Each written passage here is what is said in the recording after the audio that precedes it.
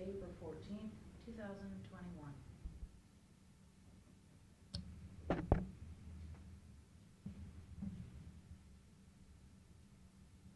Of the United States of America, and to the republic for which it stands, one nation, under God, indivisible, with liberty and justice for all. Okay, we'll dispense with the reading. Do we have minutes, actually? Oh, yeah, you do. actually do. They got them done? All right, two of them? Just the one. Motion to approve the March 31st commission meeting minutes? Mr. Schaffner? Yes. Mr. Olds? Yes. Mr. Sheniga? Yes.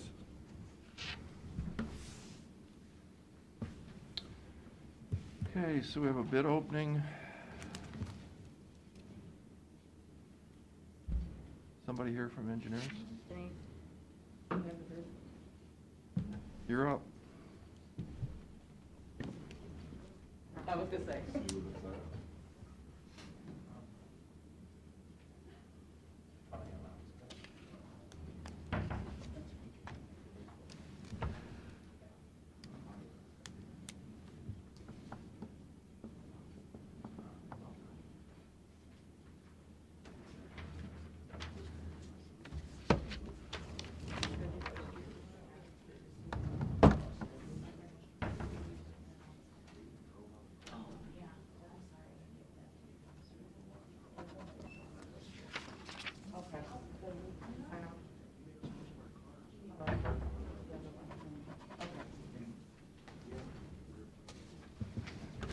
Thank you.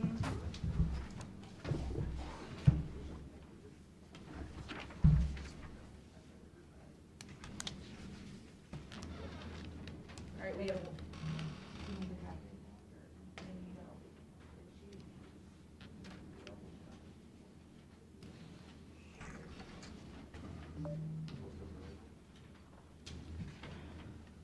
We have one bid from Wellington Implements in the lump sum amount of $101,100.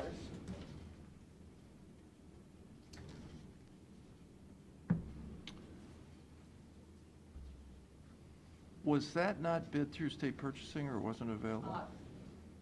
We worked with finance and Yanmar was not under state purchasing, so we felt we needed to bid it out just to. Couldn't find any other cooperative purchasing Nothing. places Found that, Nothing. We worked with Okay. finance and Ed and Melissa, and there was just nothing out there that covered a Yanmar. Why does it have to be a Yanmar instead of a John Deere?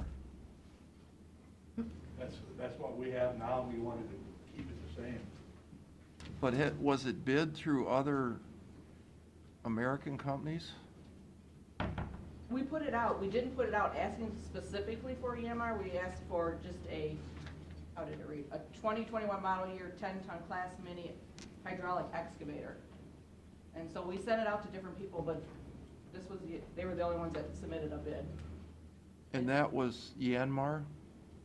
No, this is Wellington Implement, No, I know, but what's Wellington quoting, a a Yanmar? Yanmar, correct. What is that, Chinese or Korean? It's Japanese? Japanese, I believe. Okay. Huh. their Are you bid- from bid- Wellington? Bid guarantee? Do you guys sell anything else? Yeah. We are a case Yeah. IH dealer as well.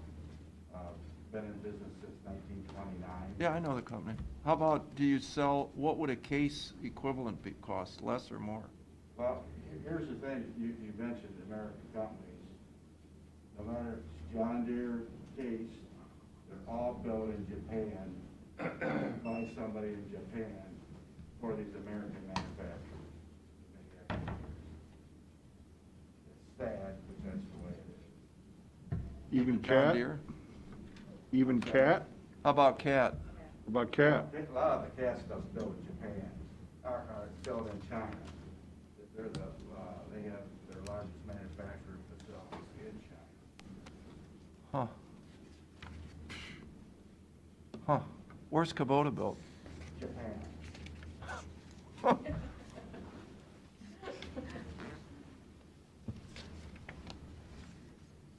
Again, very sad, but very true.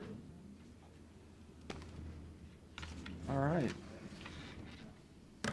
So do we have, turn these over to engineers? You have a motion? Yeah. So moved to turn over to engineers for further study. Mr. Schaffner? Yes. Mr. Old? Yes. Mr. Shennigo? Yes. All right, Pete? Oh, Hank, you got anything?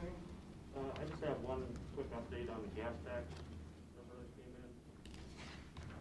in for this month. So the amount that came in was about $259,000, which is down about 10% from last April, which was $287,000. So we've been below last year's amount for the first 4 months of the year.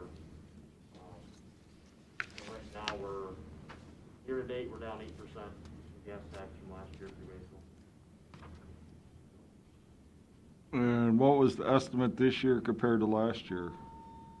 This year's estimate for the year was 3.7 million. Last year's number,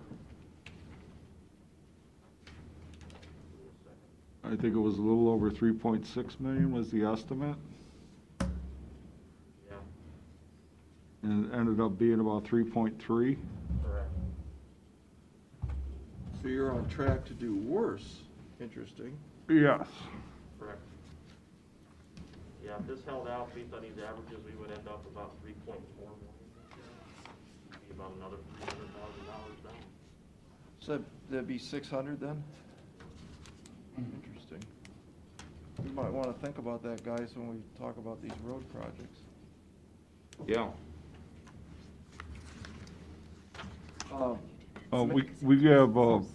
We received from the Department of Taxation, the preliminary non-auto sales tax for February, and it's a dead heat compared to last year's numbers.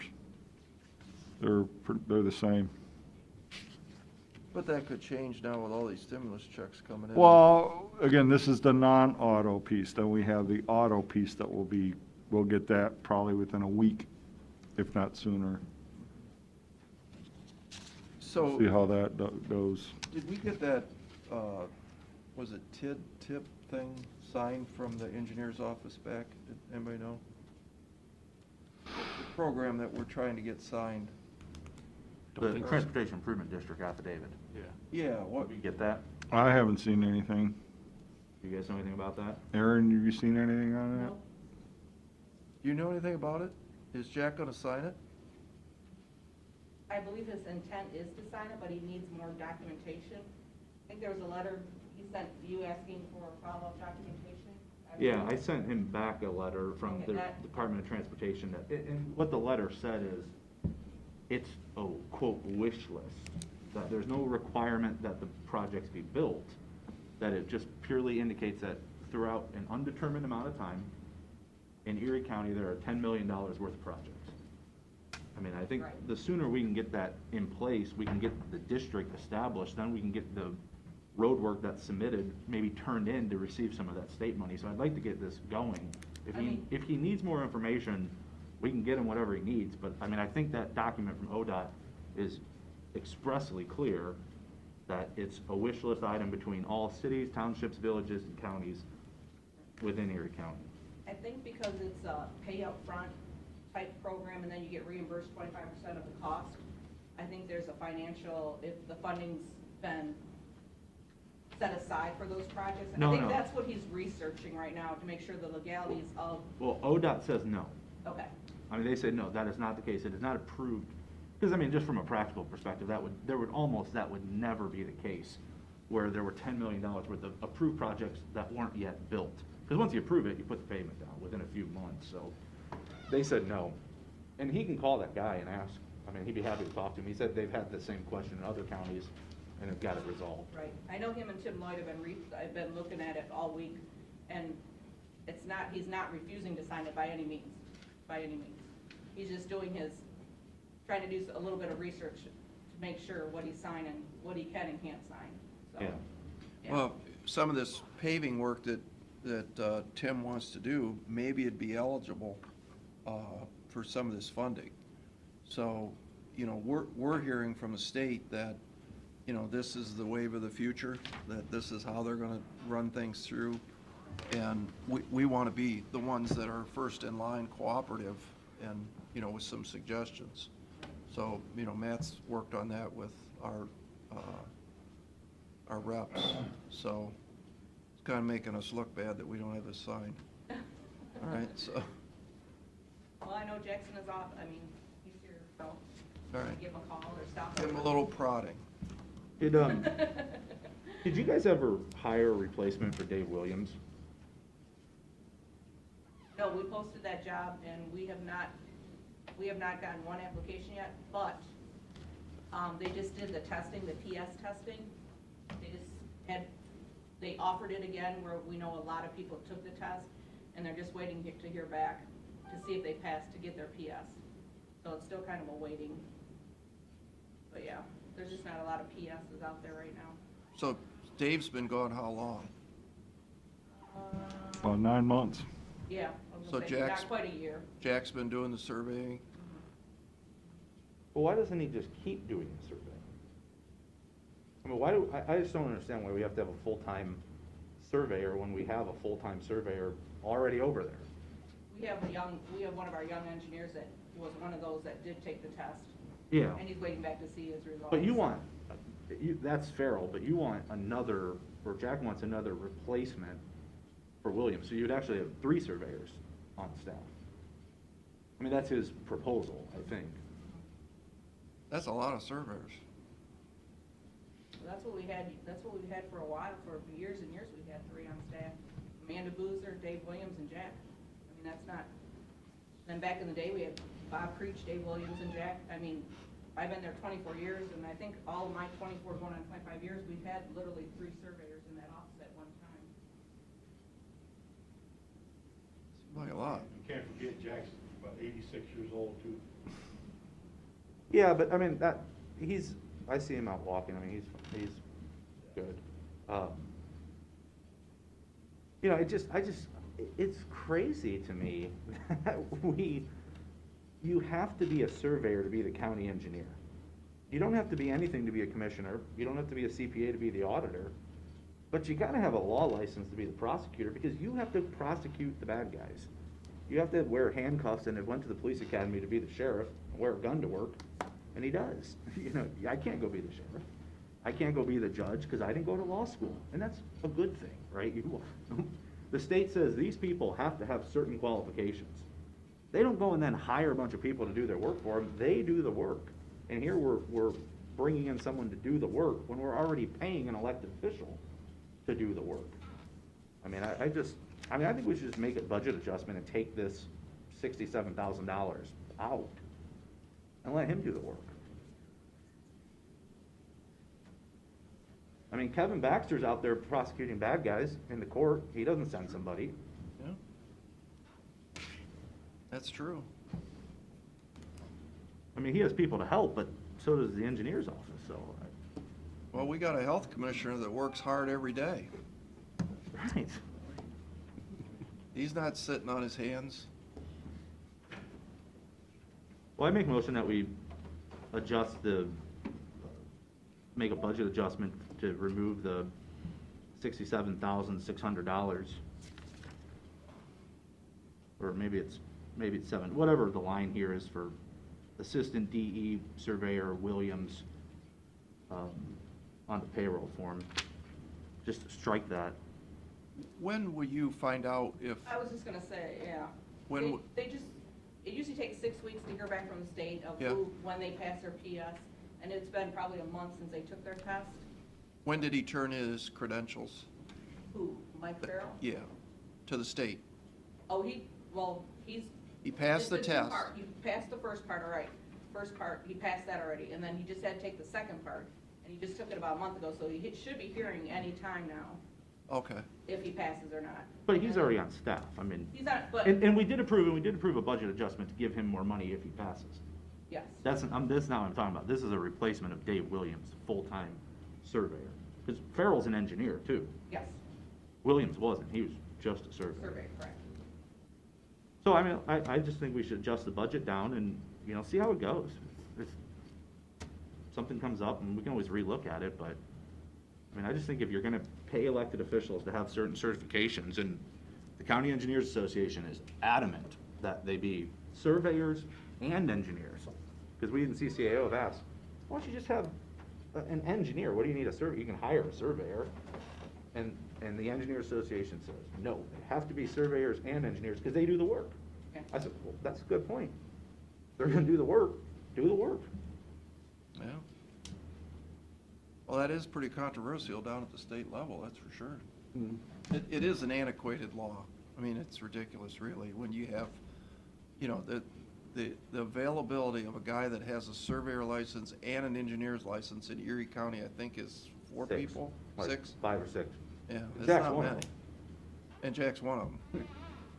That's not right. Yeah, there's a lot of counties in Ohio who only have one person in the entire county who's qualified to be county engineer. And in Union County, this year, their engineer is done, they'll have 0 people qualified.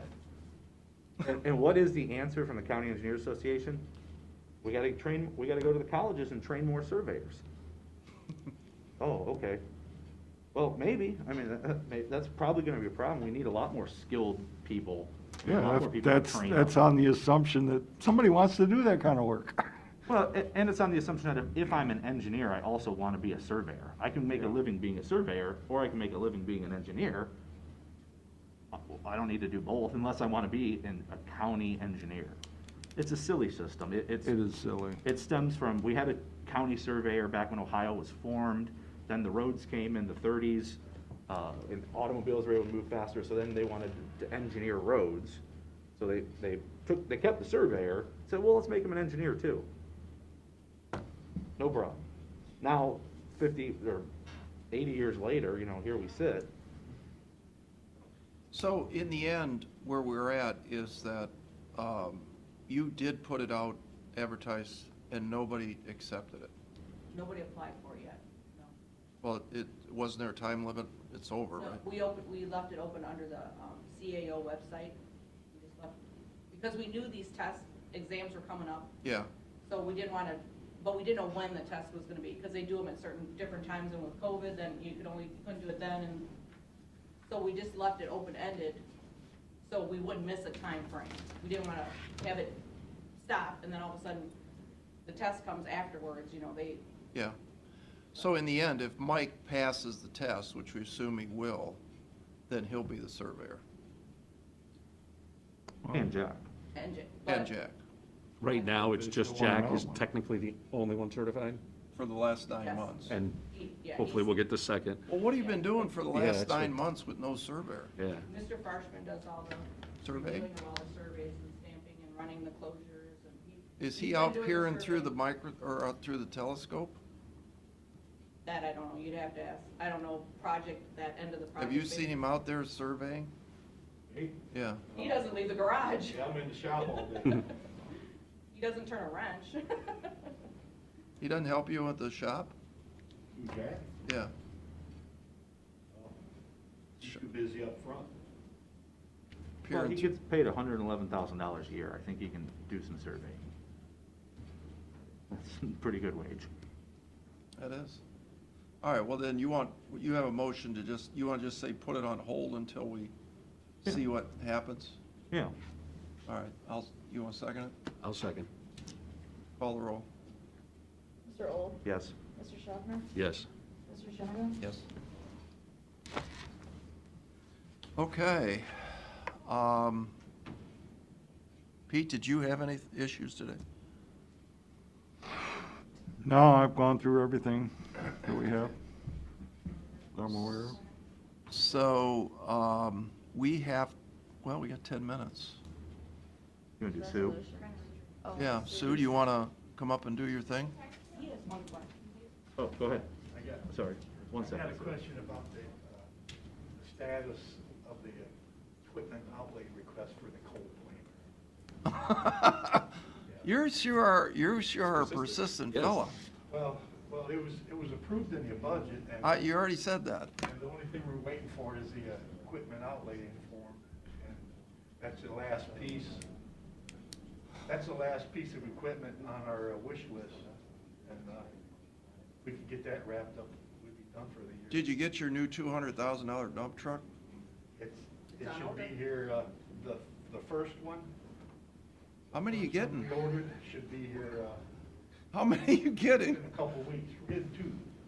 One from last year and one approved. Oh, we this never year, got the but- one from last year? No. The Volvo? Yeah. What happened to that one? It finally got built, and it's, Kalida dressed it all out, and it should be here in a couple of weeks, that one. Well, you know, you understand you're putting yourself out of work, right? Once you have all this shiny new equipment, Well, I won't be here that much longer, so you won't have anything to do. But that coal planer, we, you know, the old one's 16 or 17 years old. You gonna put that on Gov Deals? Yeah. So that I can buy it? Yeah, it After you works. just put, that's, But don't forget, Mr. Farshman doesn't give anything away. But You know that. but Gov Steels does. Yeah, but Mr. Farshman puts a. He has a final say on it. Reserve on it. It's a bit of And he doesn't give anything away. You're gonna need a straw buyer. Yeah, exactly. Who reserves? The Shenango reserve. That's the last thing on our, To-do list. in our budget that was approved, and I just wondered about the So- status of it. So now that you reminded me about the backhoe. You remember the backhoe that the landfill wanted to scrape the road? Yeah.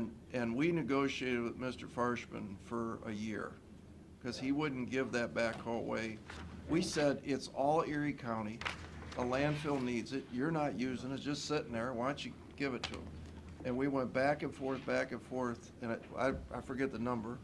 It was more than it was worth. We went on Equipment Trader, we showed him what it was worth. And is that backhoe still over there? Whatever happened to that? That was that Ford, you know, Yeah. it finally got sold. Do you remember what it got sold for? I don't. We can look it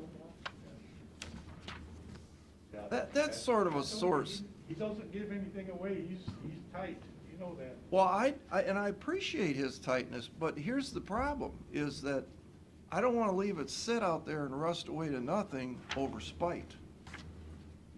You know, I guess I could go along with the new one, but I don't want him to put such a high number on the machine that is quote-unquote not usable anymore because it's 16 years old, and then leave it sit over there. Well, That's not fair. We found one, a used one, at the selling price was between $4,000 and $5,000 for that coal planer. So there's a good chance that might be where the reserve is, I don't know. All right. Well, that's, I'm ready to raise the white flag, so whatever you guys want to do. Yeah, I'd run the form. Because the man has been so persistent. And it's already in the budget, And right? Yes. this coal planer doesn't get used just by the county either, you know, I think we talked about this before, it goes out to townships and different areas, because you cannot rent one of those around here. coal Yeah, I planer. checked, I know. You know why? Because they're high maintenance. I checked with construction, he says, we don't buy those things, they're too much maintenance. Well, All right, Hank, will we you, need the- will you get the we need form right run machine to through? run it also. Yeah. We'll run it through next week. We'll run the form. We'll run it through today. We'll run it through today, because we got a long meeting. Okay. Around, All right. you know. All right. All right, sorry, Sue. Thank you very Sue, All right. now you're up. Okay, thank you. Thanks for allowing me to have time on your agenda. I'm here to raise your awareness that 30% of Erie County is age 60 and older. 4,000 over 2,000 are 80 and older. And I wanted to talk to you about the placement of the voting box, and wanted to ask if you would consider placing the voting box in the that would be the north end of the building, only for ease of traffic. So there's one thing that, as your health starts to deteriorate, the one thing you prize the most is your ability to drive. And I'm here to raise everyone's awareness about setting up every opportunity for older adults to have a successful driving experience.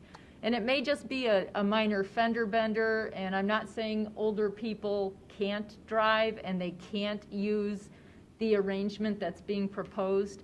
I'm just saying, can we set things up so that it's a more failure-free opportunity for anybody, not just older people, but anybody to have a fender bender.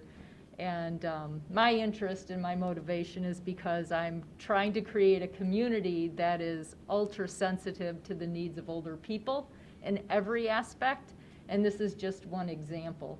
And what I don't want is to be misunderstood in saying, Sue Doherty's saying older people can't drive and we need to make all these special accommodations, and that's not what I'm saying. And in my letter, as I gave as an example, there's plenty of people who can turn left to center on Route 250.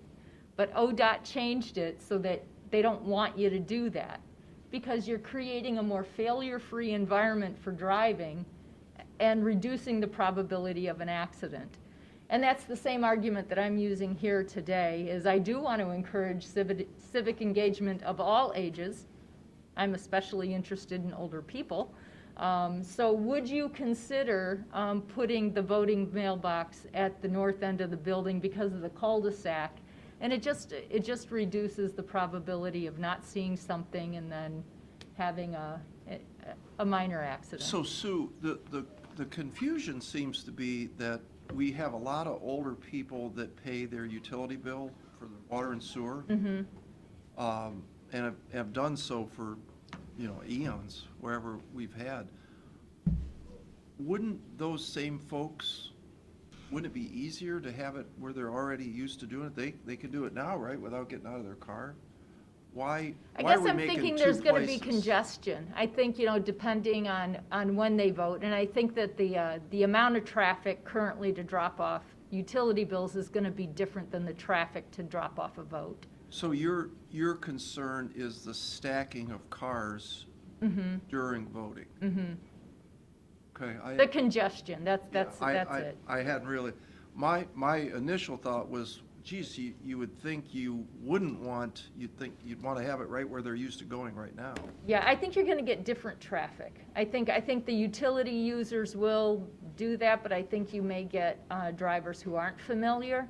So, and that's when you're driving and not familiar with where you're going and what you're doing. I think that your attention's distracted, and and again, I'm not expecting, a cataclysmic problem in accidents, but I'm just trying to raise everyone's sensitivity to how can we set this up so everybody has a successful experience. Well, I don't know that we've talked about stacking. I mean, I hadn't really thought about that, to be honest. My thinking is with that, my mom, don't want to throw her under the bus, but I guess I will. She's 86, still drives, does her own thing. When I saw we were thinking about doing through the cul-de-sac, I do know the one thing that she becomes very careful and slow when she has to navigate things. And the issue over there, to me, it's a completely new location, nothing to do with over here where all the sign is already. And if they've come in and had any interaction with us on the first floor, they come this way. But if you're coming there, that's the county engineer's entrance and exit, and there could be some really big trucks, sheriff's department, and you don't want them to go too far. It's not against the law, but I don't think you want them to go up to the sheriff's parking lot and have to all of a sudden realize, oops, where do I turn around? How do I come back? And then when you come down to that cul-de-sac, I think if you drive out now and look, you're gonna see there are cars parked there right now, and that's employees, I get, for the most part, but, so we're gonna have to deal with, I get it, and it shouldn't be a problem to be disrupted for that. But that's my whole thing, and my thinking is. Like where the utility garage is for our maintenance people and all those. Well, vans everybody who coming just out. parks now that's Yeah. up at that entrance, and my thinking was, so you're gonna have to put a sign up, huge signs over there, temporary, I get it, to let people know. But if they already know that they're coming here in this entrance, we just add a couple of more right there, and you can put cones up, you can do things to say, just one way, through it is, and big sign above it, and then when they leave, they're just going out. You come around that cul-de-sac, and if they don't continue, then they end up in the back, and then they can't turn around. And that's a blind corner. You can't see around that corner to know where you're going. Right. And I think that might cause more just confusion, where they're gonna sit, because I know that's one thing with my mom, she likes to know where she's going Sure, before she yeah. goes, and she'll just and thank goodness, she'll just stop until she figures it out. And I think that could be problematic. If you drive out that way, as you're coming back around, if you try to come this way, you can't see around the corner coming this way, and if they miss that loop around, I mean, you would think it would be easy to just continue through that, but I don't know, that was my thinking as to why I would rather keep coming in this way. They're already used to this way, it's kind of the entrance, all the signs say this way to get to the Board of Elections, and then we just drop it and tell them to come around the corner. But I understand what you're saying, I mean, it makes perfect sense what you're saying. Yeah, I think the signage could resolve that dilemma, and I agree, it's gonna be upon you to have to ask your coworkers to park Yeah, and somewhere that's else, not and a- that's a problem. But I guess I'm just trying to figure out a way where it could, and I do anticipate that you will be clobbered with traffic when it's time to vote, and so, just because you're right, Sure. when you age, when you don't know what you're doing, you put on the Exactly. brakes Exactly. and you create a potential problem. Well, So, let's leave it that, well, let us Yeah. take a fresh look at it, but I think, Steve brings up an interesting point that, we have our maintenance facility that gets semi-deliveries, there's a lot of traffic coming in and out, that little building that's Okay. back there, that's where their shop is. mhm. And then when you start talking about the sheriff's office, the engineer's office, there's a lot of stuff going on in that area. We may be able to control, those parking spots that are right out here, the commissioner's one. We could kind of control that for a period, because remember, this is for a month or. Yeah, yeah. So period, we could Yeah, say no it's parking. short there. term. So let us look at the Okay. stacking. I and- appreciate yeah, that. No, Thank that's, you. I see your point. Okay, So- all right. Well, thank you. Okay, we've got to go into Thanks for your time, executive Sue. session at 10 Thanks, Sue. o'clock. Motion to go into executive So session. if you guys could clear out, Second. we will be right back. No, I think we're gonna go down to the regional planning council. Yeah, they Oh, can, we're not gonna do people it here? can stay here, we're going down. Okay, you guys stay here then, okay. Yes. Mr. Schaffner? Yes. Mr. Sherman? Aaron? What? Do we need to go back into regular session? We just We have did. to have a motion? We just did. Okay, all right. All right, well, thanks, everybody, for coming. Very sorry we were late. We had another topic we were dealing with. So what we're here today is to talk about reorganization of our mental health board district with Erie and Ottawa County.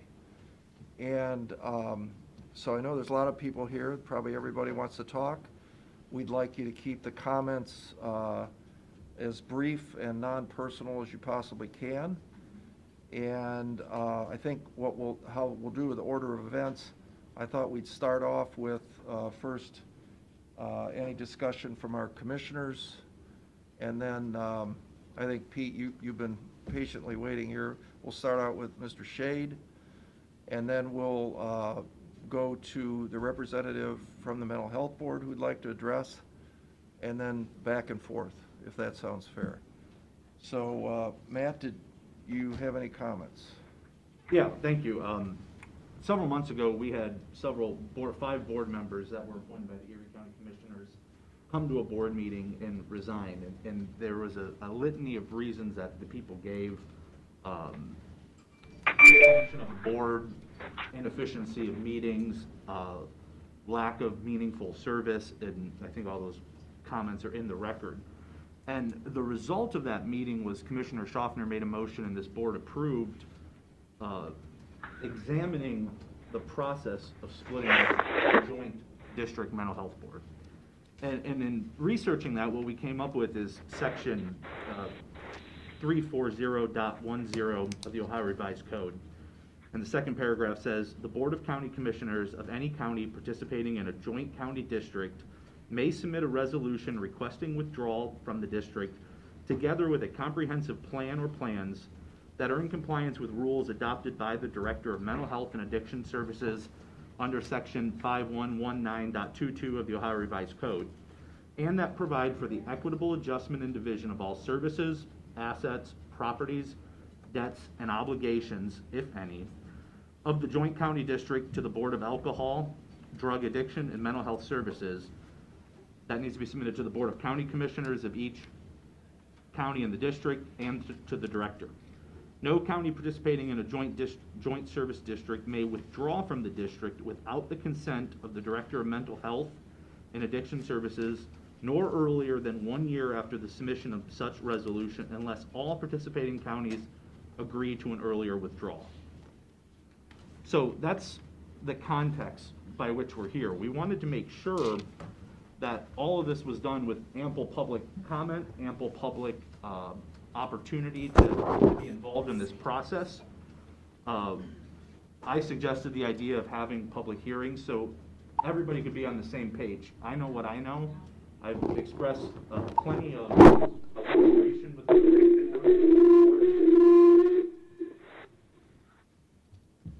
and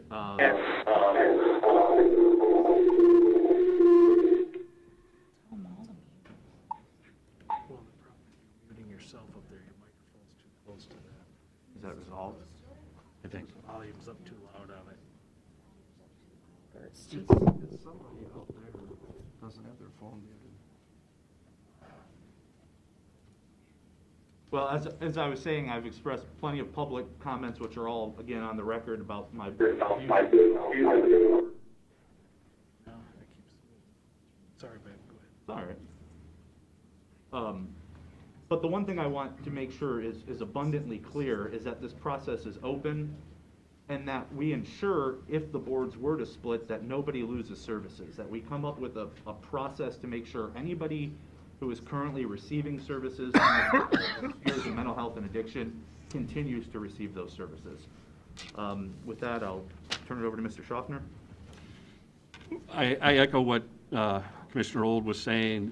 For me, the reason I made the motion in the first place, back in the meeting when everyone resigned, for me, this type of an agency, this type of services that are offered, if there's a perceived problem, that's a reality-based problem to me. So perception is reality for here. And trouble, whether everyone agrees there's trouble or not, there's trouble. And to me, that's not really acceptable to have in a board like this. So my motion was made to figure out the nuclear option, so to speak. If this is not going to work, and knowing how government does work, we need to start investigating our options on how to do it. So that's the reason I made that motion, to investigate the process. I agree with Commissioner Old, and I think we all do. The end result of this must be the residents of the counties that need help. We cannot let them down. We cannot let anything happen that lets anybody slip through the cracks. That is just totally unacceptable. So again, knowing how government works and the process it has to go through to make sure that things are taken care of, that's the reason for this. I mean, we have not voted to split. It's a possibility, and it's kind of in my mind, it's the chicken and the egg. Did we decide they're going to split? Otherwise, why would we have these discussions? Well, can't decide to split until you have the discussions to understand what happens or what could potentially happen. I have not made up my mind. My bottom line for this whole thing is the end users of the systems that we have in place. We have to make sure that those people are taken care of moving forward, however it looks. And I understand personalities are what they are, right? It's just part of life. But I really don't care about that. I care about the end result and the services and the care providers that are doing such great work. So in order to start this whole conversation up and start the process, we've got to start talking. We've got to start listening. We've got to start communicating with everybody what it is we're thinking about. What happens if we do this?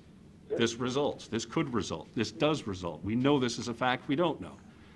So my whole idea behind these meetings, certainly this week, and we have another one next week, is to gather that information. And I certainly accept anybody reaching out to me. I've talked to some folks already who've heard about this, and they've reached out to me, and I welcome that at any time. Contact information through the county directly, and then once I've been in contact with folks, I've shared my personal contact information. I don't have any issues with that at all. But we have to be able to kind of get through personality issues for whatever the reason, and that's the hardest thing to do in these situations. I know that. But we've got to be able to just talk about what's happening, what could happen, and if that happens, then what happens. So as we move forward, again, the end result for all of this has to be driven to the end users, the people who just rely on this truly in a life and death situation. So that's my take on why I'm glad all of you are here, those of you joining us on Zoom and on the phone. I appreciate the interest, because it's vital that we hear from everybody as to what your thoughts are. And even if don't hesitate to chime in and just say you think it's a bad idea. That's fine. You think it's a good idea. That's fine. We need to hear from as many people as possible. Okay, so, and I think we're using the word split. I think reorganization is probably a better term that we should carry forward, because that's really what we're doing, is talking about reorganizing. So with that, Pete, you want to come forward and kick us off?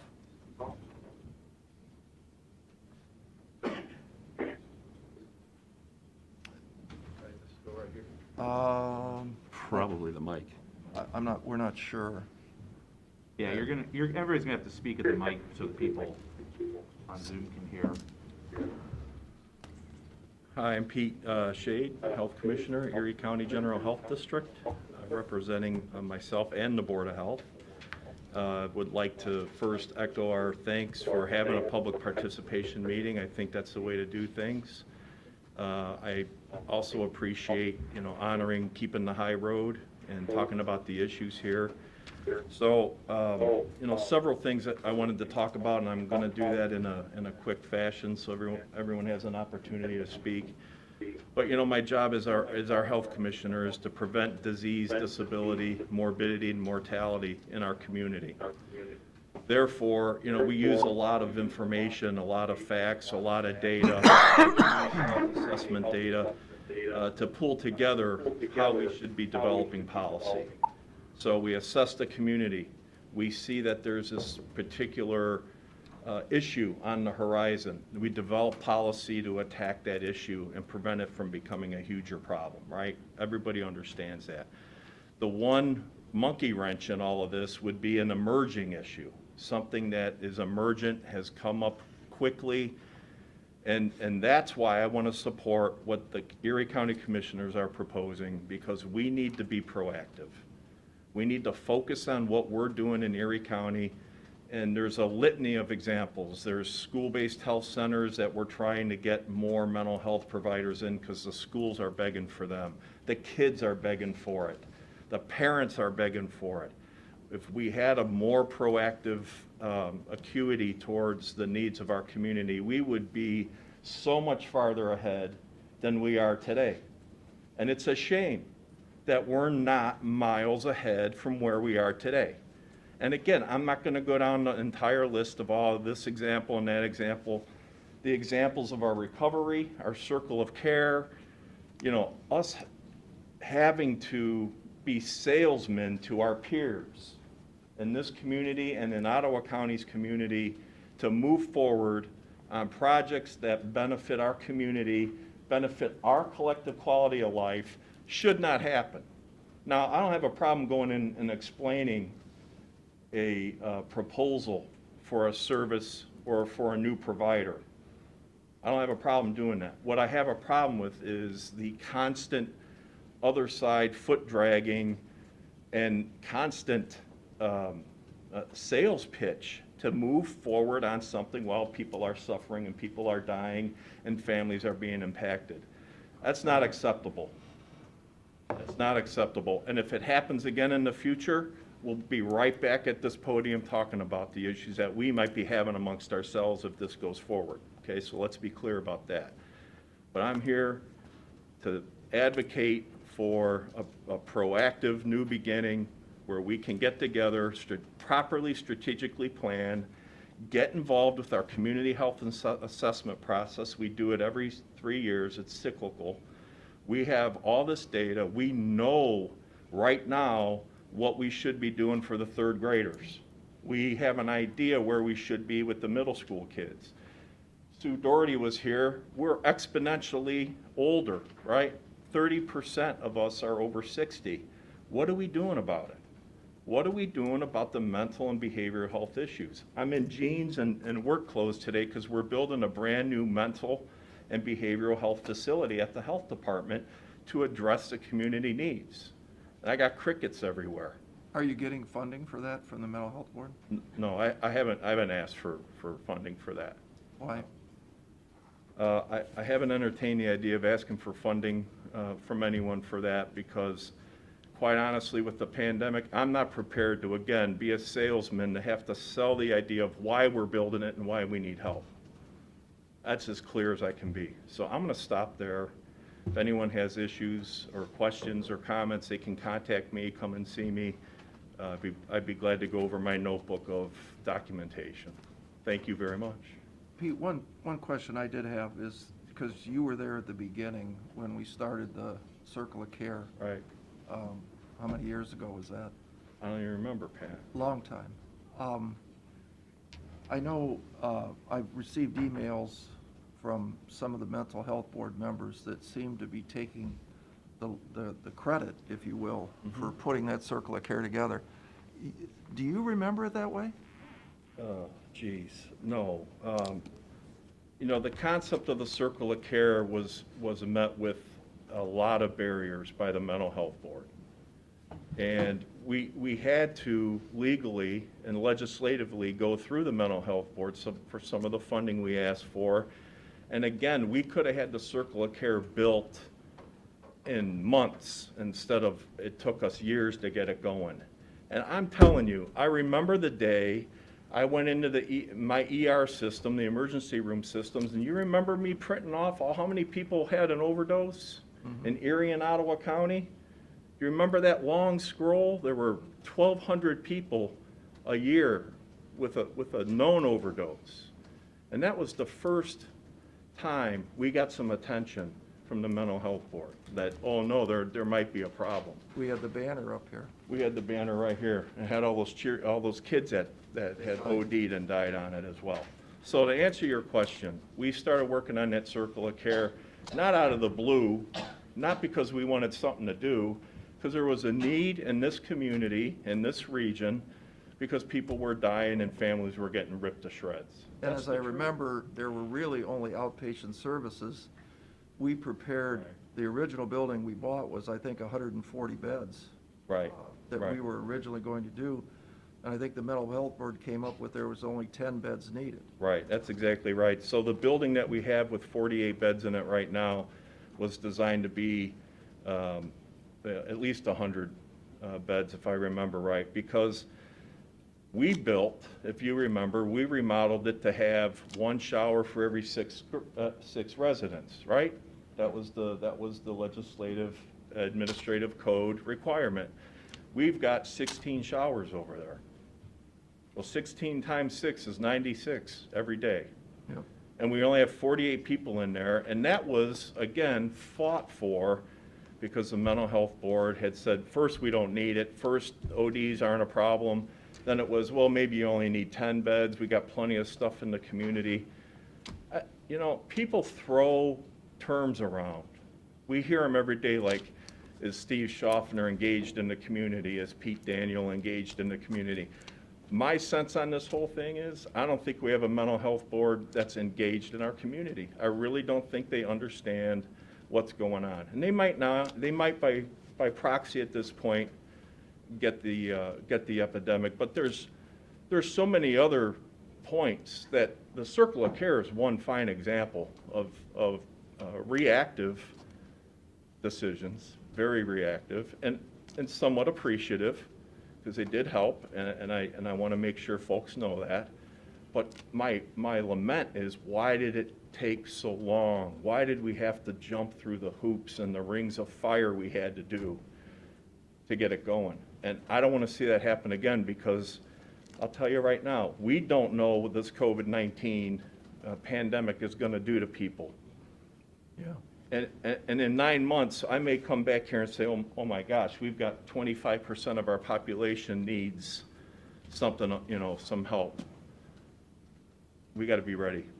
And that's what we're doing today. I need a board with your support that we can work with proactively, strategically, and get this stuff done.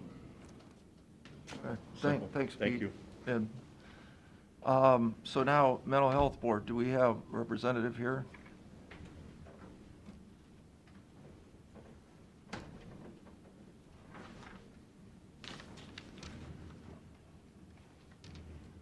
Good morning. Honorable Erie County Board of Commissioners. Thank you for the opportunity to participate in this public hearing. I'm Jim Sass, the Vice Chair of the Board. Chairman Robinson's not able to be here today. I'm here to represent the Mental Health and Recovery Board of Ottawa Counties. I do not represent an appointing authority.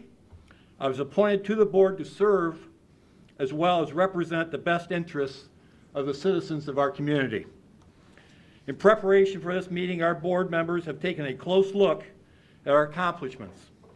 And we have summarized these results in a document titled Mental Health Recovery Board, Erie and Ottawa County Summary of Accomplishments 2017 to 2021. First, during the past 4 years, Do we have the a board- copy of that, Jim? Excuse me? Do we have a copy of that? You'll get a copy when I get done, yes, sir. First, during the past 4 years, the board completed 6 comprehensive assessments and planning exercises, all of which obtained significant input from a diverse group of community stakeholders. I may add, at the time I was an Ottawa County Commissioner, and I remember talking to members from the Mental Health Recovery Board about the issues that I saw as a commissioner in Ottawa County. The results were the identification of gaps in services along with specific action plans to fill those gaps. Second, additional services have been funded and implemented to provide a continuum of care for mental health and addiction services for our citizens and residents. Board effectiveness can be summarized by the following examples: adoption of 2 strategic plans by unanimous vote, fiscal responsibility and good stewards of taxpayer dollars, board levy passed by 75% in both counties, $1.5 million reserve account for contingency planning, continuum of care in place for those with mental illnesses or addiction, all activities listed on the summary of accomplishments. Based upon a majority vote of board members, we are including in our written testimony documents that we believe better inform you, the public, about the efforts of the board. After today's meeting, these documents will be placed on our website for public access.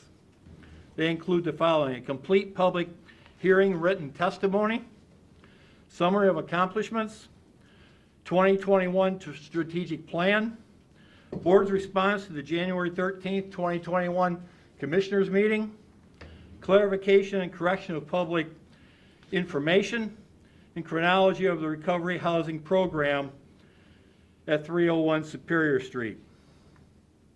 The board is also in search of information from you. And in our complete public hearing written testimony, the board has documented a number of public record requests that we respectfully ask to be filled. In addition to the above, the board seeks answers to the following questions. What are the reasons for, we'll change and say reorganizing the board? Well, we have heard general terms such as dysfunctional, non-transparent as justification for this reorganization. We have not been able to obtain accurate and complete examples or issues that support these claims.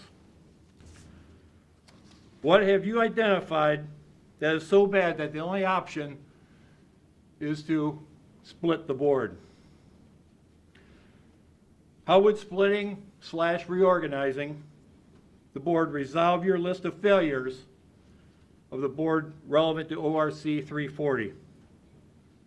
Our goal for this testimony and providing you with the reference documents is to ensure that you are making an informed decision regarding whether it is in Erie County's best interests, specifically the consumers, the providers, and the taxpayers, among others, to pursue splitting the board. If there are service gaps that we have missed relevant to the board's mission and charter, our hope is that you advise us so that we may review them as a board and create a plan of action. Somewhat on a personal note, I'd like to, respectfully request that the decision you make, and I'm going to assume the decision has not been made, but as you make this decision, you keep in mind what is best for the consumers, the providers, and the taxpayers of Erie County. And Ottawa County is involved in this obviously also. But it would behoove you to search out the facts, put the public, the personal issues behind you, look at the facts, look at the accomplishments, looks at the benefit that this board's been able to provide for this community, and respectfully ask that you make the best decision for all those involved. Thank you for your time. Jim, are you mentioned that 2017 to 2021, I think it goes back to 2015, but you talked about that you've done several plans, comprehensive. Strategic plans, yes, we just finished one. And you've said that you've passed a levy, and you've said that you have lots of money.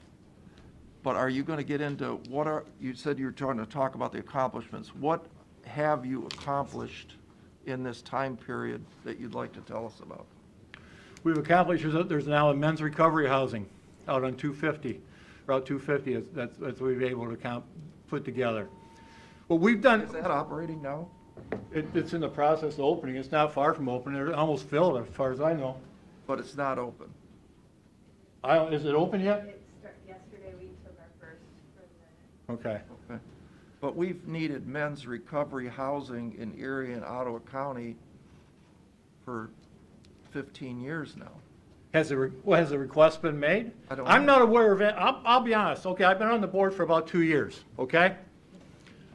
I'm not aware of any providers coming to us as a board saying they're dissatisfied. I haven't heard from consumers saying they're dissatisfied, Well, you just heard one provider right there. okay? He didn't come, I haven't, that's the first I've heard. I've been on the board for over 2 years, and I haven't heard that. Well, I If think there's a communication, it appears to me that this is a communication issue. most people have given up at this point. Well, and I guess that's their prerogative. We could talk to our sheriff, and he said, I'll never come back again, so, and your sheriff too. I mean, Well, they you were heard- both at the budget hearing yesterday, last night, Oh, well, they did, and reluctantly, but they said. and they got what they requested, as I recall. You read Sheriff Lavarchik's letter, though, Sure. and what did he say? He was, Service. I guess the bottom line is he got what he requested. After a year. Well, Sheriff Zigsworth's it- been talking about a psychologist ride-along for, what, 5 years, 7 years? And I said, well, did you put in a formal request? Why? I don't have that much time. well, we can't read minds, okay? All right, well, As far as the sheriffs and nurses, that's been approved as in September, as of yesterday, neither one of those spots have been filled. so, but we got time, go through the list of accomplishments that you were gonna talk about.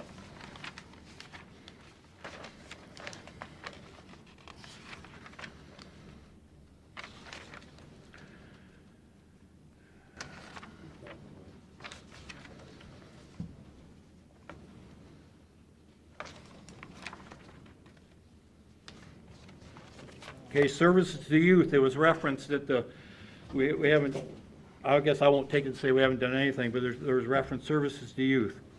Fiscal year 20, $195,000 was allocated for 18 schools in Erie and Ottawa County. For what was that for? For youth, for high school, for schools. For It was what? based on population of the school, so much per student. And those schools had the freedom to do with that money what they wanted to do with it. It was for mental health funding for our schools. Was that through the health department clinics that they have in the schools? No. That was from the mental health board to the school districts. To what, what do you mean? You just gave them $195,000? Now, that's a total of $195,000. It's based on population in the school. Right, but where did it go to? It went to the school districts to use where they wanted to use it, where they have to follow up on, there's a follow-up on it to see that it's used for mental health issues within the schools. Okay. All right, go ahead. Family and Children First Council, fiscal year 21, executed a memorandum of understanding with Erie County Family and Children First Council to allocate $50,000 towards annual salary of a licensed social worker to work with a multi-system youth. Fiscal year 21, executed an MOU with That was what year? fiscal year 21. So that's just now. Well, the fiscal year end is coming June, Yeah, the end of June. so that money's been distributed? Yes. Okay. Execute an MOU with Ottawa County Family and Children First Council to provide $25,000 for wraparound services to families. Grand Love Program is a program in Ottawa County where grandparents are raising kids. For whatever reason, to contribute $92,000 for Ottawa County Case Management Service provided to guardians to assist them with maneuvering through the public service system to get needed support for themselves and children. Is that a new program? Grand Love is relatively new, yes. Because I don't think there was any Family First funding before this, was there? I'm not sure. I'm going to say probably not. Yeah, I didn't think so. Okay. And the school program is new this year, too? That was last year. That was in effect Last last year. Okay. Substance Use Disorder Services, Continuum of Care Services, Firelands and Bay Shore Continuing Care Contracts. How about Lakota? Are they on your funding? No. Because they're probably one of the largest providers now of mental health services in our community. They're what, in Lorraine County? Yeah, Lorraine County, but they're working out of the health department. I'm not aware that they're on our budget. Okay, well, Tom's here, maybe he could address that. Okay, Detox Services, $500,000 capital funding provided to the Erie County Health Department for building a detox unit. well, that came through the state, didn't it? No. That didn't? Was that out of local dollars? That came from our board. Okay. And Right? what year Is was right, that? Pete? Yeah, 100,000 a year for 5 years. Right, so that was 5 years ago. No, Well, I mean, it's been going on for, it's over now. yeah, it's over, right? That was the struggle, getting that money. That, I was there. All right, go ahead. Fiscal year 2021, $40,000 allocated to cover full per diem for detox services. Execute a regional board partnerships, provide detox services to the Erie and Ottawa County residents at no cost in Findlay, Lima, and Toledo. Recovery housing, we have the Jim, light. let me stop you on that. Did we ever get by the problem of, I'm from Lorraine County, and I'm in the Erie County detox, or in our circle of care, let's say, we're not funding you, right? That was the policy of the mental health board. If that's the case, I can't, I'll be honest with you, I can't answer It that. was, yeah. If you're not a resident, and I know I personally always argued that, well, wait a minute, if they live in Erie, if they're now residing here in Erie County, they should be allowed to be reimbursed. So the question came up at that point was, what about all the 50 people that are sitting in Lorraine County facilities at Lakota? Should now we reimburse Lorraine County Mental Health Board? And I don't know that we ever got an answer for that, did we? I can't answer that, Pat. I don't know. I always maintain that if you're here getting services, we should pay for it. Simple as that.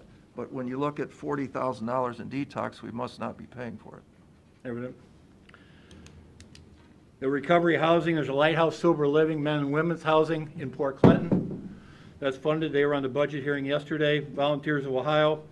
Road to Hope Becky's House, the women's recovery housing here in Sandusky. $100,000 in capital funding approved to the Road to Hope for the men's recovery housing, which is what we talked about earlier is being opened. The specialized dockets, Ottawa County has several specialized dockets, drug court, mental health court. As my understanding, Erie County is in the process of wanting to try to come up with something along those lines. But that we've been trying to come up with it for 2 years, And where's the resistance at? waiting on the drug testing money from what Judge Tone told me. It's been going on, I don't know what's going on here. I know in Ottawa County, it's been going for a long time. We now have a mental health court, we got a drug court. I don't know what the resistance is here in Erie County for it. Whether it's the judges, I don't know where it is. The mental health board is wanting to, it's part of our strategic plan. We want to promote the drug courts, the specialized dockets. But I'm not sure where the resistance is. I don't know, they've been meeting for a year now, so I don't know what the problem is getting the money, but But I know there was $200,000 talked about for how long now? For drug testing, yeah, for for quite a a while. long time, yeah. And there's been a lot of talk about the AOT. We have an AOT program in Ottawa County. There's a talk about trying to get an AOT, Assisted Outpatient Treatment Program, here in Erie County. So the opportunities are there. Who's talking about that? The mental health is part of our strategic plan. But I mean, who's actually gonna do it? It's part of your strategic plan. Is the mental health board, are you? The mental guys- health board funds the projects. But who's gonna ultimately do it? Is it the health department? Is it Lakota? Is it I would assume it'd be Firelands? the courts. The courts would supervise, Right. okay? But the role of the board is not to actually provide services. The role of the board is to provide the funding for the services. Sure, understand, yeah. Okay. Okay, You good? good. But Jim, what does point 8 mean of your strategic plan that says address the board's operational capacity for optimum effectiveness and efficiency? Does that mean hire more people? No, not necessarily. I guess it means maybe we're all humans, and we all realize as a board, there's things we need to do to improve on what we're doing. We had a board training program earlier this year for the board members. I don't think it's necessary to increase employment if the need would arise. It's possible. I mean, and I will say this, the employees that we have for the mental health board, from the executive director on down, they'll work tirelessly. Whether you, and I know you may agree with it, may not agree with it. That's up to you. But you will not find a group of people who are more dedicated to the mission that this board wants to do. I challenge you to go anywhere, find anybody that would be more dedicated to what it is we're trying to do as a mental health board as far as the employee. And they are stretched.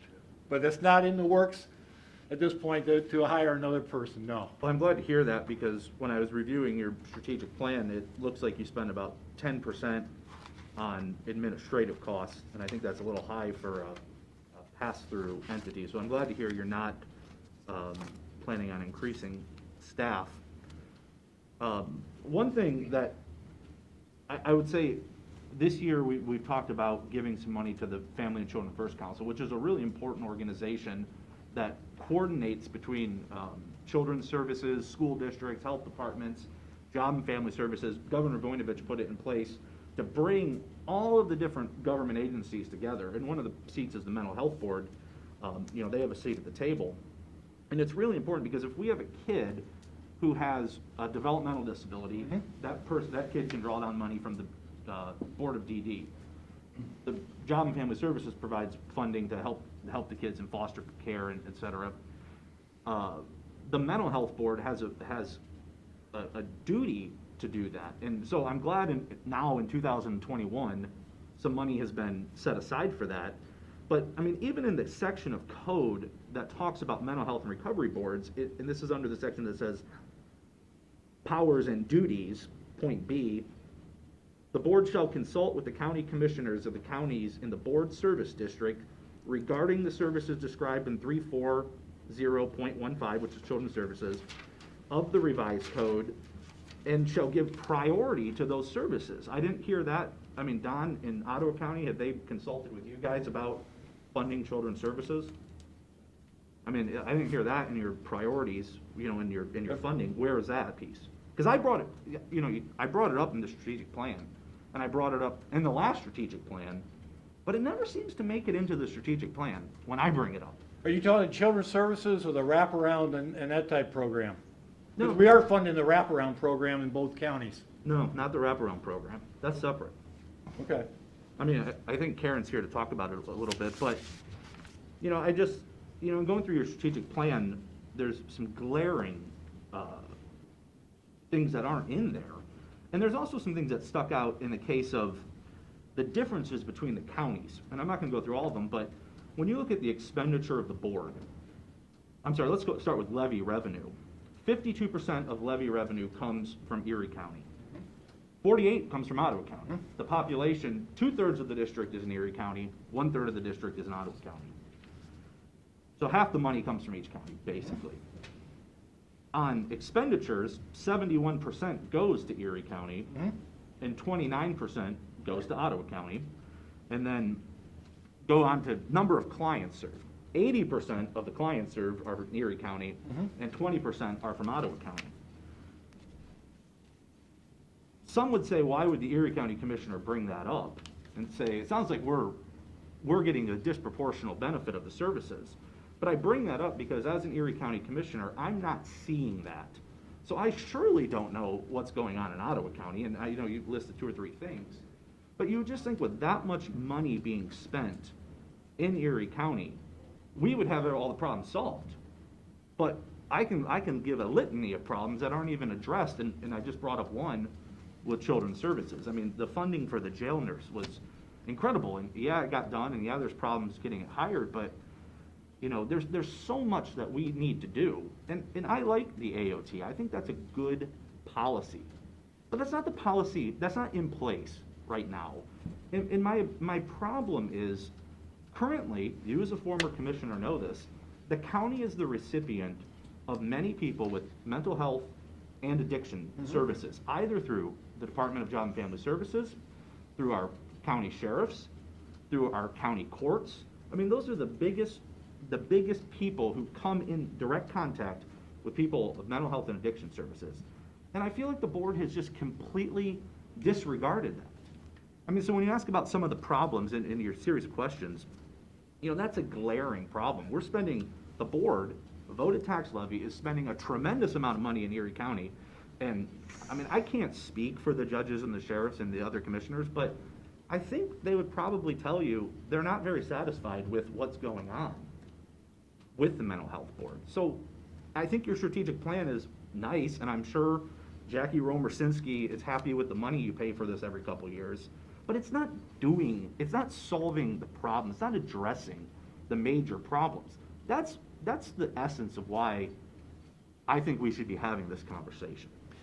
Well, you said, was it $50,000 went to wraparound this year? No, FCFC. Or FCFC, I'm sorry. Was that the number? I think it was 50 here, and I think 25 or 30 in Ottawa County. Yeah, I wrote, 50 and 25. Is that enough? I mean, maybe that's. That's what well, I think that's what the request was. Was that right? It's my understanding, yeah. Because I know in the plan, we talk about services for our children in our community who, this pandemic has put a whole new light at that tunnel with our kids that aren't going to school. Right. And I know personally, I've been involved with families here in our community that just seem to fall between the cracks. I mean, they just couldn't get the help. Wraparound is there. They don't have a lot of funding. We think we need a child psychologist full-time just to help in the situation. And then, I know Pete has worked real hard on developing these school-based health systems throughout our community. But yet, where does the guardian, where does the child, where do they go? How do they do it? That's why I asked you about when you gave this money to the school, what happens? Do you talk to a counselor? Is a counselor qualified to give this child the proper diagnosis and remedy? I don't know all this, but what I do know is there is a need for it, and the need is always involving money. And when you're talking, I know for a fact Judge Tone's drug court was approved by the Supreme Court. It's got to be, Pete, 6-8 months ago? I think technically this calendar year, but just. Yeah, I mean, and we've been meeting on this for 2 years. And I asked the lady that's going to the meeting, I just so happened to be at the court a month or so ago, 2 months ago it was, and I said, how's that going? And she goes, well, I got another meeting. I said, how many meetings have you had? Quite a few. I said, well, are you getting the money? We're working on it. And that's why I asked you. Well, I guess I wish you'd be a little more specific. I mean, The you can't act on $200,000. something if you aren't aware of it. The $200,000 that we asked for drug testing, that you got from the state of Ohio, additional money, has that been approved for Judge Tone's court? Okay, yes, yeah. When was it approved? He's got the check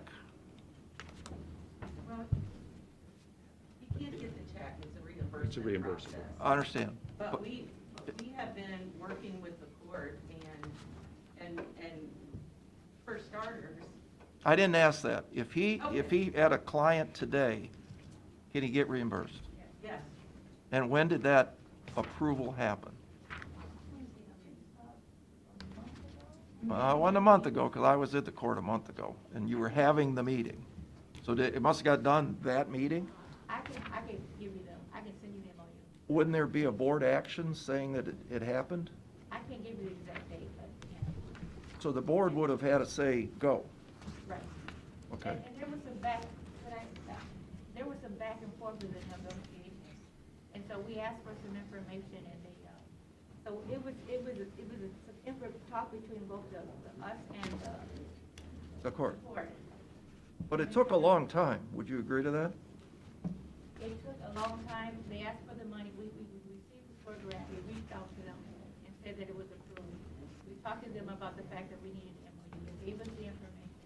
There was some information that they needed from their resources to make sure. And again, I can give you all the details. But it was my project. So it was top priority on my list. All right. Well, we're talking about children's services. Karen, do you want to care to come up?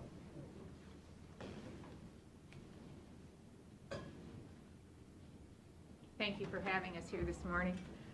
I think all of you are aware of what a severe problem Could you we have introduce yourself just for the record? Oh. I'm Karen Dalconi-Gezi. I'm the Executive Director of Erie County Department of Job and Family Services. Also present with me is A.J. Lill, who is the Deputy Director of Children's Services. And I think, again, it's something I get excited about, but we've had, since 2011, an incredible surge in the number of children and families affected by the opiate epidemic. And thank God that in 2012 and the beginning of 2013, a group stepped forward to make sure that this was addressed. The Mental Health Board never became a member of it, and this was a group that drew from all aspects of society in Erie County. The fact that they've been so successful is evident to anybody that's seen what has happened here with our circle of care, which has been mentioned before. But even today, 71% of the children that we take into custody have parents or caretakers who are affected by some kind of addiction. As Mr. Old pointed out, it is a requirement that the Mental Health Board be in unison, chorus with Children's Services to provide for the care of these children, the cost, and help the parents or caretakers. How much money did we receive last year to help kids in the county's custody from the Mental Health Recovery Board? Zero.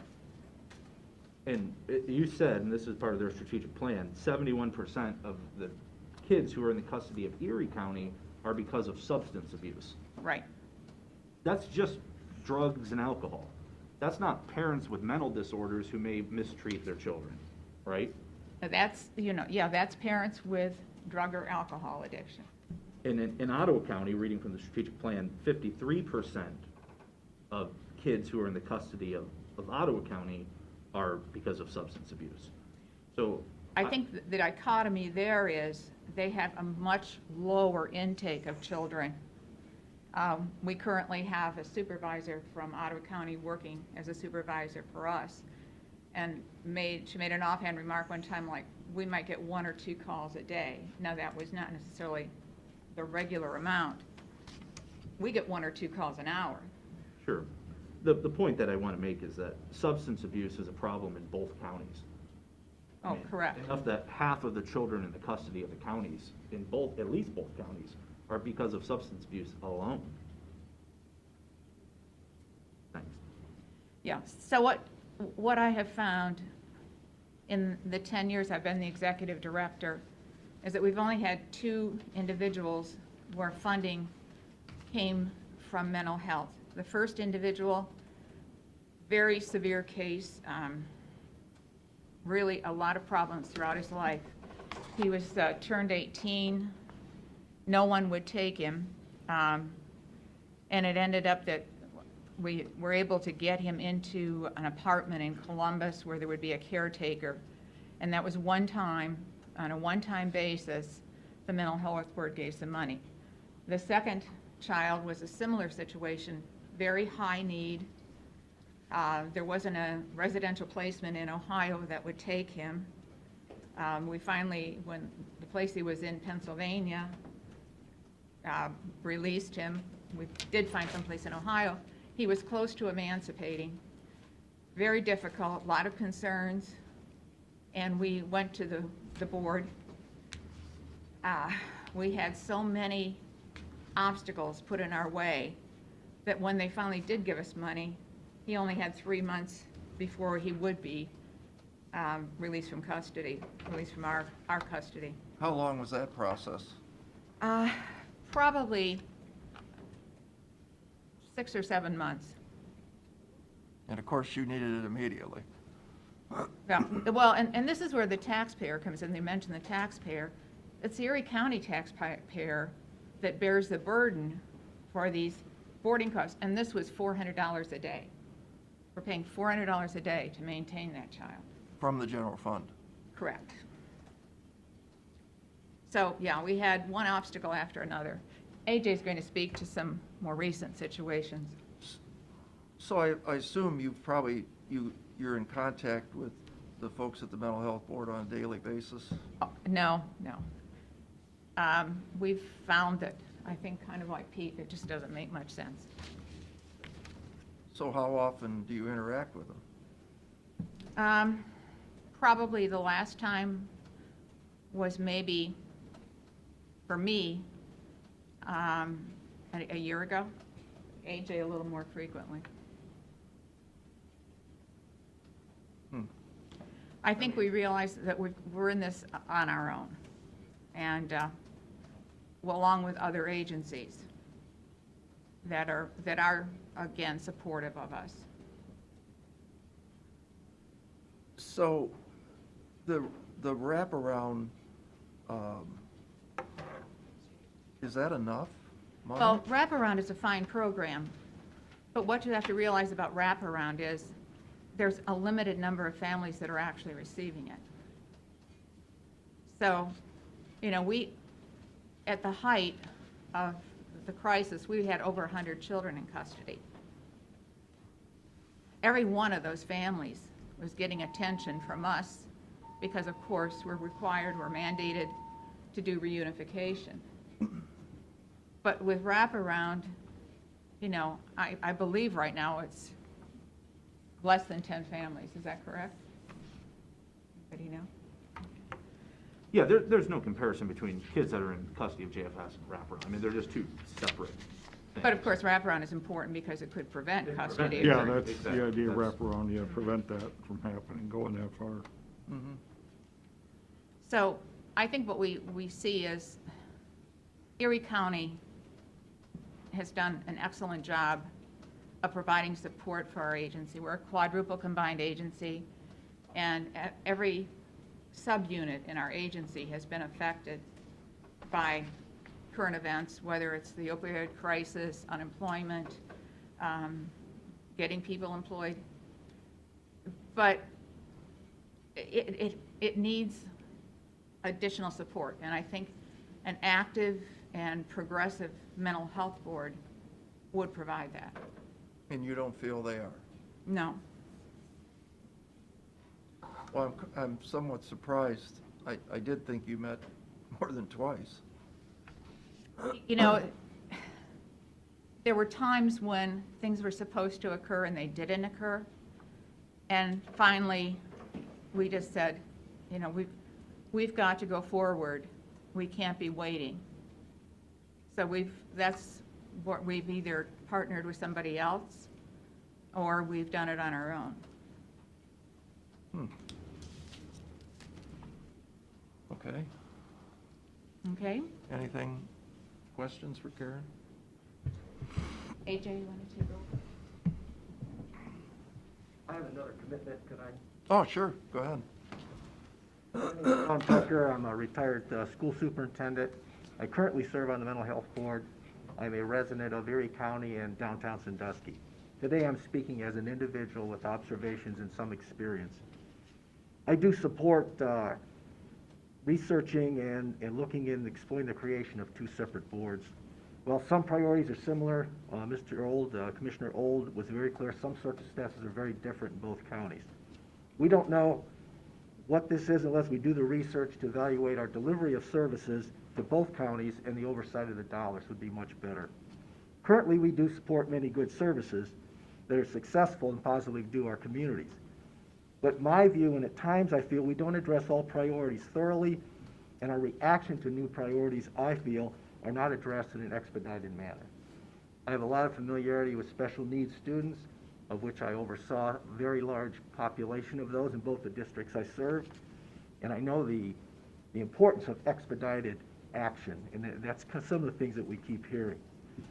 I currently serve and have served on many organizational boards, and two other boards that I served on in the past had a lot of issues moving forward. They had lengthy meetings, frequent board member resignations, and continuing challenges. Though both those boards over time had leadership and board changes in those organizations, they resulted in a different culture, and they had continued progress with less drama and a more stable membership. With that in mind, I would encourage you to look and explore to splitting both of those boards. How has your experience been? Because I was curious, you stayed on where everyone else, well, not everyone, but most people from Erie County left. What was your logic there? My mom and dad taught me when you make a commitment, you fulfill it no matter what. And the commissioners asked me to serve, so I'm staying to the end. How's your experience been? Challenging at times. There are some good things that happen, but it's challenging. But one of the biggest things are the obstacles and the challenges to responding quickly. Sometimes, especially now in these type of situations, you need to respond much more quickly. And we seem to put up a lot of hoops and things. This is my view from the top. I'm not in the day-to-day things. I do look at a lot of the data. I make a lot of public records requests, and I just don't see us responding quickly to some of the needs. I worry about when the COVID diminishes, what's going to happen with a lot of the mental health and the addiction, or what we're not seeing now. I see the trends, and I worry about that. Mm-hmm. How does this board function in relation to other boards you've been on? Challenging at times. Sometimes it's smooth. I just know, I served like you, I served on many boards over many years. And the ones that function very well, usually, like I said in my statement, I was in two other organizations that had those type of issues. When there was a change or a change in culture, things did improve dramatically. So that is it's a challenge. It is a challenge. I don't know that we're addressing the issues as quickly, I said it, as we need. Okay. Have you been on any other 18-person boards? Yes, actually, I have. How do those Well, work? it's not 18, it's 16. But it functions, that one functions very, very well. It's more of a common goal and a common purpose. Most of the other ones I serve on are anywhere from 3 to 10, 9, 10, 11, plus officers are as part of that. It is challenging to have that many, and Zoom is not helped. It's helped with attendance. Our attendance is up. But I don't know. It's very different being in a room with people. Mm-hmm. So, but I would encourage you to absolutely explore and research and see if it's the best thing for the county. Okay. Thank you. Next. Thanks. Okay. Anybody can,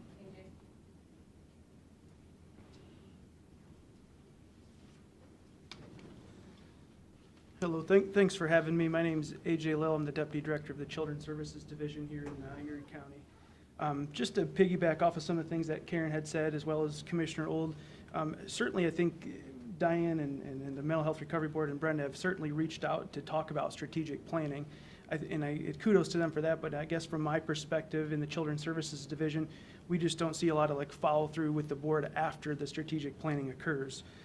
So for an example, Karen promoted me in July of 2018. Then in September of 2018, I had the Mental Health Recovery Board representatives come into our staff meeting, and we really want to talk about gaps and barriers and how we could best partner with them. They heard all of our concerns and never heard anything after they left our staff meeting. That was 2018? Yes, sir.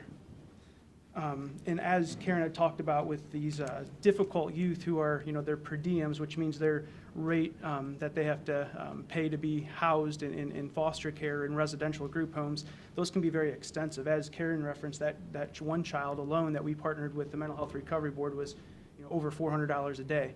It's $14,000 a month. It took a lot of work, a lot of hard work and collaboration, and there's a lot of barriers that put up in order to make that happen. And that was the only child since I've been in my position that we've ever cost shared with. Additionally, Director Belconi-Gezi and myself met with representatives of the Mental Health Recovery Board again, probably in 2019, and we discussed just the same thing that when they came into our staff meeting, barriers, gaps, and how we could best partner. Again, we talked about cost sharing and things like that, and then again, we didn't really ever hear anything after that meeting. More particularly in December of 2020, I had reached out to the Mental Health Recovery Board and said, hey, listen, how can we best partner? We have 5-6 kids that are currently in congregate care, meeting group homes and residential centers, and how can we best partner about cost sharing as well as transition of services when they come back into the community. And in addition to that, we wanted to talk about and partner, I wanted to talk about with them about completing parenting assessments and psychological assessments with parents. So that way, when these kids come into our custody, we can get to the root of the issue. And as Karen said, 75% of the kids that we have in agency custody right now are due to some type of substance abuse. And that's obviously staggering, and it's been that way for the last 10 years where it's really been that skyrocket in terms of substance abuse issues.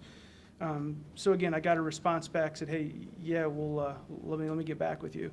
Several months later, I guess to be more specific, the end of February of 2021, then I received a response that basically said, sorry for the delay, let's set up a meeting to discuss. So again, that was a concern. Set up a meeting? Set up a meeting to discuss those proposals. That was in February of this year? Yes, sir. And how'd the meeting go? After speaking with our executive director, we just didn't, it was kind of like not a lost cause, but it's like how many times can you reach out and not getting a lot of follow through, so we just kind of went in a different direction with that, so the meeting never occurred. Okay. I'm a part of numerous boards, committees, and collaborative efforts statewide. I hear a lot from Job and Family Services about how valuable, resourceful, and supportive their mental health recovery boards are. In fact, 34008 and 34015 of the Ohio Revised Code calls for the local mental health agencies to have a statutory duty and priority to make funds available for children's services agencies and kids in agency custody. While these ORC sections, don't explicitly say they have to fund all the costs, meaning the mental health recovery boards, it does strongly suggest that collaboration of some kind and cost sharing should be in place. And in my experience, I've been at the agency since 2007, and so in the 14 years I've been there, we haven't seen that. So I, echo, a lot what Mr. Shade said and our director, we need to be a little bit more proactive. We know what the problems are, just give us the resources to move forward. Thank you for your time. Well, I wrote down something Karen said, and I think it's the theme. We are on our own. That's how I feel. I think that's how a lot of the elected officials feel, and you're referencing the line I read earlier about the board shall consult with the commissioners of the counties and the board service district, and by extension, you guys, regarding services described in 340.15 of the revised code, and shall give priority to those services. And none of us have talked to them. Mr. Douglas says Ottawa County hasn't talked to them. We're on our own.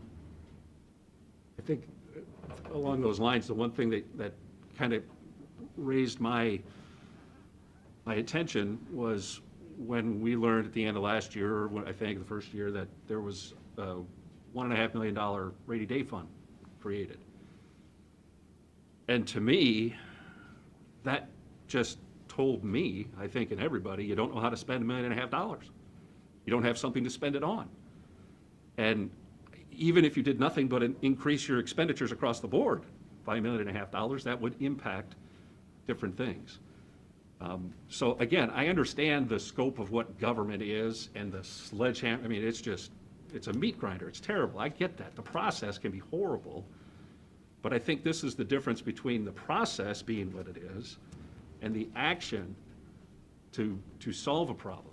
And even if we knew that things were in the pipeline, that's the stuff we need to hear about. We need to make, so we can understand that.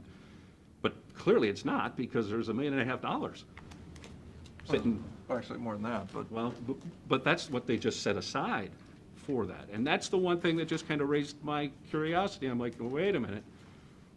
What's the plan for that? And I get it if you have a massive expense to do. I mean, there's a reason why we keep the reserve fund and the rainy day fund. We're kind of the stopgap for the entire county. So if something goes completely belly up, we're prepared to step in and to deal with it. Kind of like we did last year with the COVID. Every county did.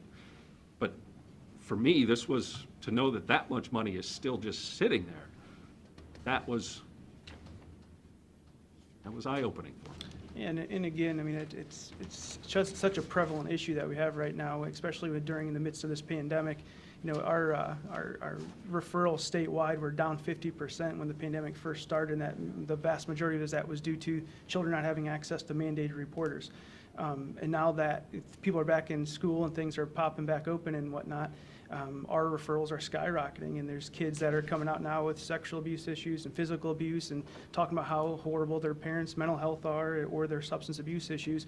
So the need's there. I mean, if you don't believe me, go up to Firelands Hospital. You can see children almost weekly being born positive for some substance, and these kids end up coming to our custody, or we help them facilitate going into a relative's custody, and we should be able to build a case plan with these families, with the support of the community, to best serve the children and families and get the resources and not drag our feet with it.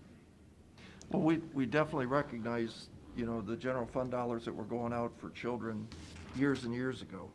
And you guys have done an excellent job of addressing that, and a lot of it was moving it through the court system, which is better now today.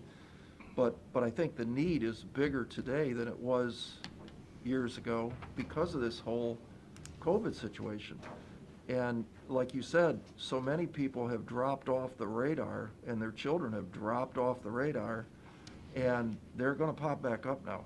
And like you said, we're seeing that right now.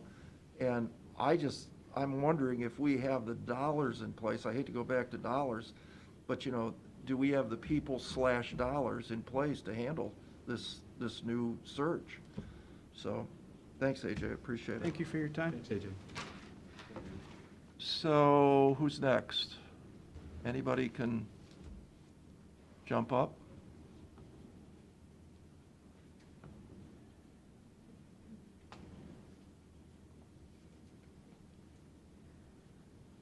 Hi, my name is Nikki Cheney. I'm Program Director of Becky's House in Sandusky.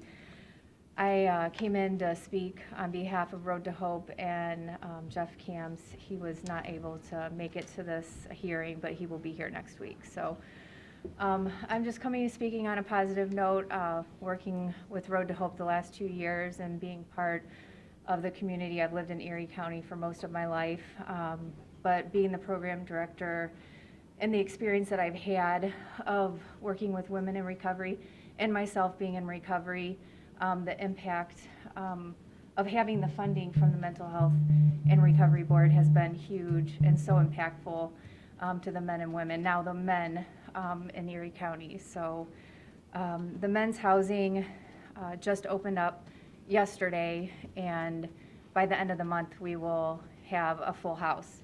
How many So people? we will reach our capacity by the end of How many April. people, men? I believe there's one house for 16. I'm unsure of the other house. They have not opened that one up. It should be open next week. So we have one house available for men's housing. For 16? Yes, And it's full? it will be full. Yeah, both of the houses will be full.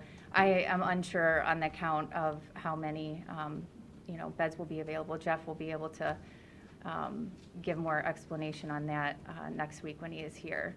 So if you can open up 16 and 12 and it opens up this, and it's full immediately. That must mean there's a huge demand. Oh, there is. For our men's housing in Elyria, we have multiple men's housing.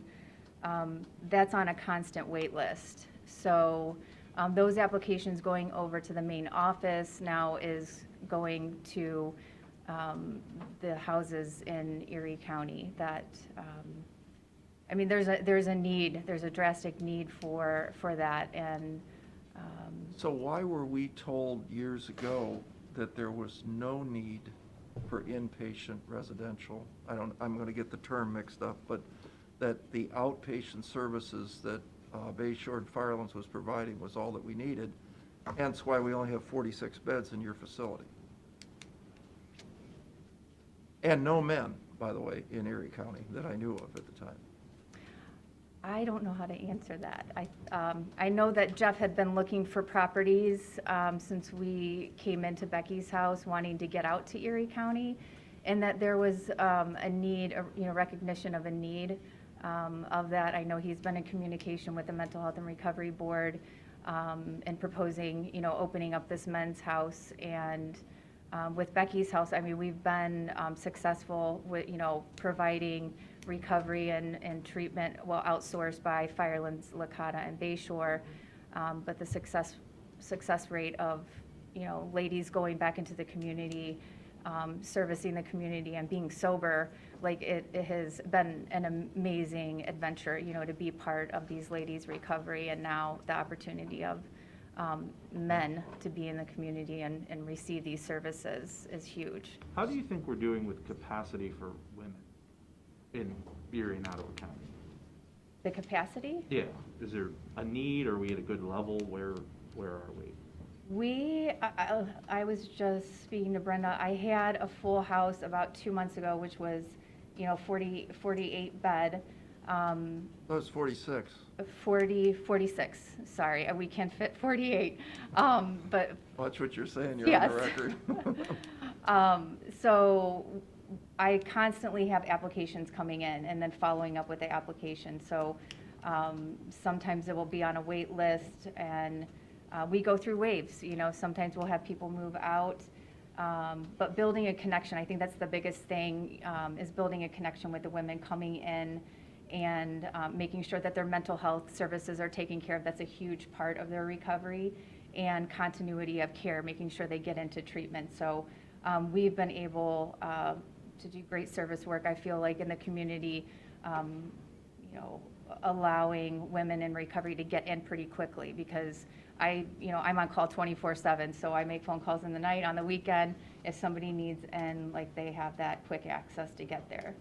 In your census today, and you don't have to be exact, but how many are from Erie, Ottawa, or outside the county in your 46 beds?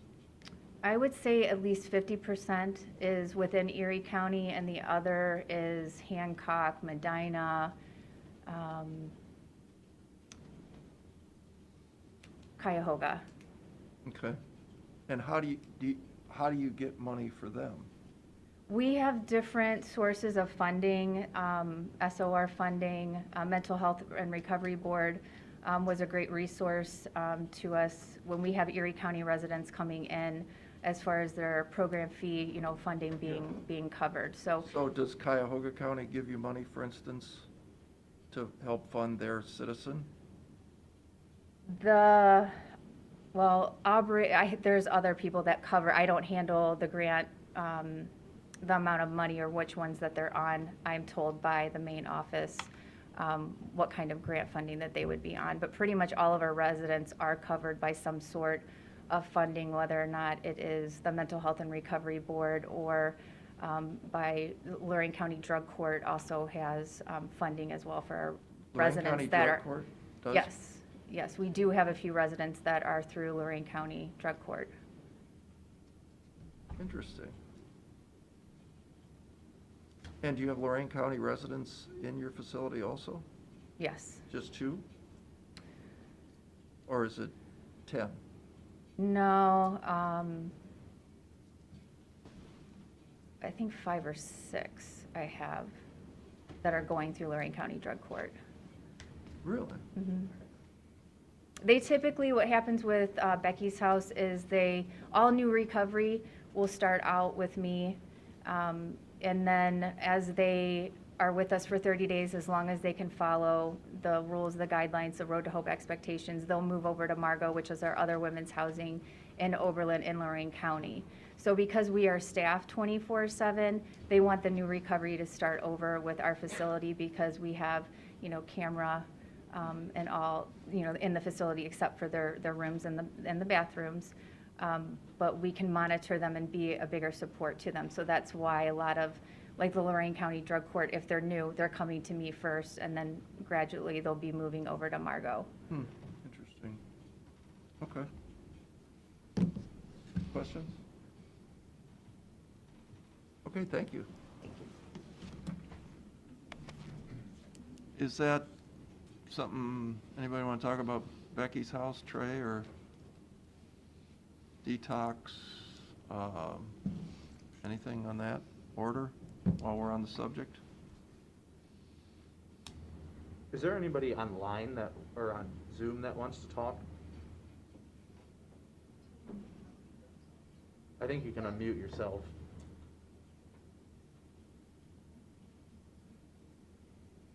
Melanie, I think you just remuted yourself. There you go. Hi. My name is Melanie Witt, and I'm the owner of the Women Halfway Home Foundation in Erie County. I have worked closely with Becky's House, or Road to Hope, sending my clients to a lower level of care. I have tried to get support from the mental health board on numerous occasions with those assessments. We're at 3.5, 3.3 level of care here in Erie County. Inpatients for women. And every time I try to get in touch with Brenda or Diane, they do not return phone calls or emails on a number of occasions. I have tried to partner with them several times for treatment for Erie County. So, for how long did you say? Since 2018. And so have you made requests in writing, I guess? I have made requests, I have sent in documentation. I haven't wanted to have board meetings where my program director, Mr. Witt, have tried to contact and go to meetings to speak and was denied access. Denied access to speak at the public meeting? Access to speak. At the public meeting? Yes, that's what he said, yes. He was not on the agenda. Okay.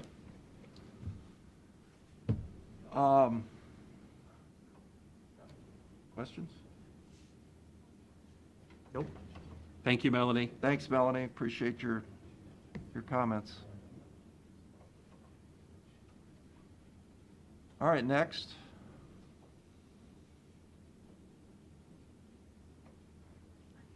Come on up, Trey.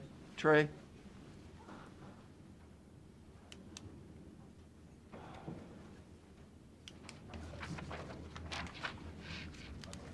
Trey Hardy with Erie County Health Department and Erie County Community Health Center. I just going to echo the sentiments of Job and Family Services and the Health Commissioner.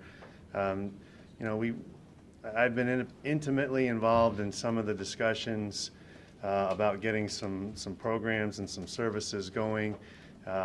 It's just the timing and the back and forth is really frustrating.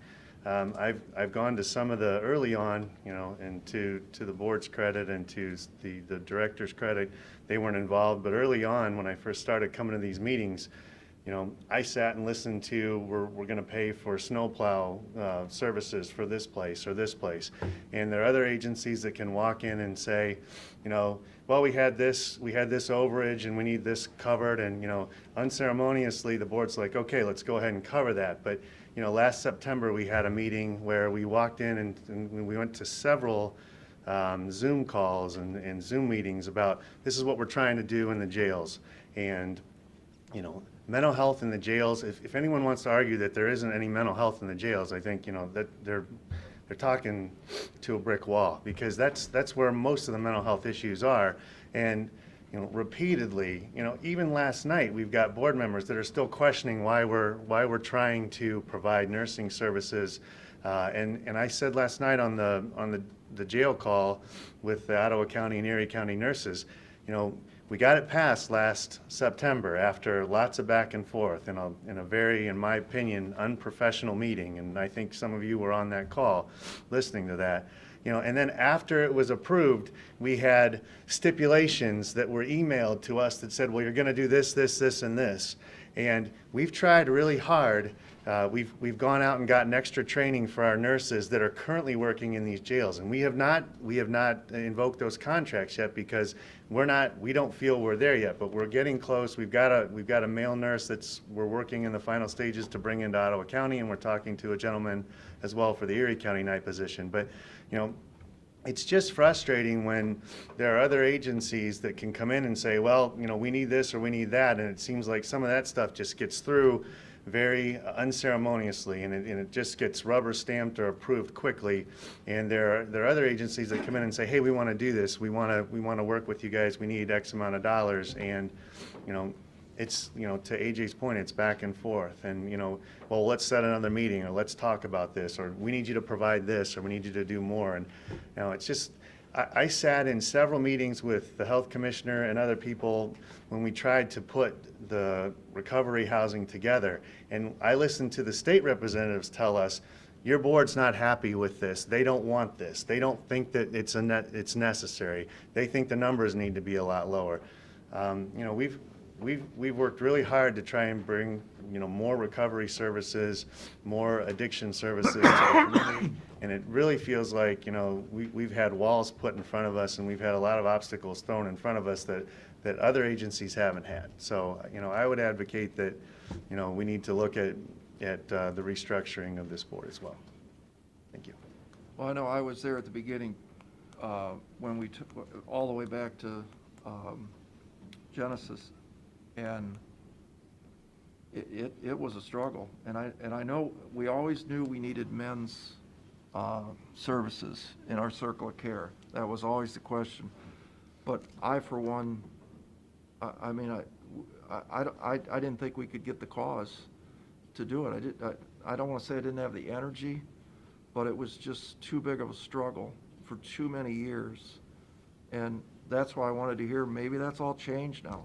I go back a long way on this, but this room was filled with 100 and some people. They were standing out in the elevator, and there were tears, and we just kept getting no, and roadblock after roadblock. So, I'd assumed, that things had changed, but from what I'm hearing from our agencies here in Erie County, they haven't. So, is there anyone else that would like to speak? Tom?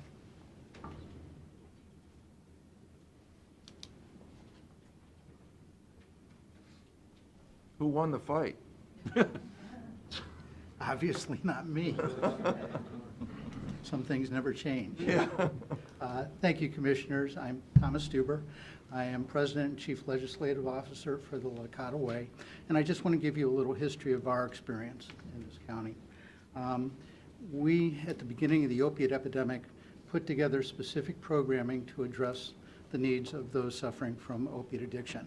And they were very effective models, and as a result, we were invited to come into multiple counties to set up our programming. And so we did. We were invited by Job and Family Services and Children's Services, the Health Department, and came in and were part of the Circle of Care, and were able to put those programs together. In early 2018, I did a presentation to the Adams Board about our program, what services we had, and I pretty much left that meeting with the understanding that it was a closed system and that there wasn't going to be an opportunity for additional funding. Now, we've set up our program and have served 499 individuals from Erie County over the past, must be 3 years now. And we believe that we have pretty good outcomes. We also have had a number of individuals who were requiring indigent care. They were not capable of being funded through any other means. And we never turn anybody away. And we have provided this county $70,000 in uncompensated care. So at this point, that's our experience. Whether the board stay together or separated, I just wanted to give this, the commissioners a lens in terms of what our experience has been. Now, we are very grateful that within the past month or 6 weeks, we have been invited by the Adams Board to submit a request, and we have submitted that, and hopefully that that action will begin to change some of the pieces that Does that seem ironic to you that since this all started, that then you were now asked that they would help you? I feel sad that that was the circumstances. I can't label it ironic or... I will say, I won't, you don't have to answer that, Tom. I will say there's 2 themes of this meeting. One, Karen, we're on our own. The second is, in the last 6 weeks, things really picked up. What happened 6 weeks ago? Well, I think- haven't we heard that theme throughout, like, in the last 2 months, we... And there's another important theme, too, is that we've done a lot of plans. Well, no question. But Tom... And we have lots of money. Tom, when I became commissioner, Commissioner Shenago and Commissioner Shade were really building the circle of care of Erie County, and I came in, campaigned on it, came in, and wanted to be a part of it. And you were instrumental in educating us and helping us through the process, helping us get over obstacles as they came up. I mean, I remember us sitting down with Senator Manning, Gail Manning, Senator Gardner, Tracy Plow in the Senate down in Columbus. And the help you provided was such a stark contrast, for free, as the help we were getting from our own director in Mental Health and Recovery Board, who took Becky's house from, we had 80 or 90 beds, down to 46. But I mean, that was staggering to me. That was the start of this process in my brain, that our own board, our own people who are responsible would be the ones stymieing progress. And you didn't have to drive down to Columbus and help us, but you did. And you helped set up a meeting with Gail Manning, which was very helpful in getting the state to get the piece together. I mean, I think one of the biggest regrets I've had as a commissioner is that we even went through that process. I wish we would have reached into our pocket and pulled out a couple $100,000 and got them out of it, and we would have had that center open at a capacity of 80 or 90. It would have been open probably a year faster than it was. But, I mean, your leadership and help has been invaluable, and I appreciate you coming over. You didn't have to come today, but I appreciate you coming over and all the help you've given to the people of Erie County. As Thank you you say, for those gracious comments. Uncompensated help you've given. So thank you. Yeah, Tom, I probably should say that too, is that you have been one of the leaders in this whole developmental proposition over the years, and uncompensated, by the way. And I know it's been frustrating for you. I apologize for that. But, you know, we do appreciate, without your knowledge and the respect you have down in Columbus is just huge. I mean, when we walk in and we tell them we have Tom Stuber with us, we get a meeting. And, you know, Gail Manning's been a big advocate, as is, you know, today our state senator and our state rep. I've also joined on the team, but I think we want to thank you from all of us here at Erie County. I think Pete and Trey Karen, we'd all echo the same thing. Tremendous help. Thank you. Thank you. That's very gracious. Thank you.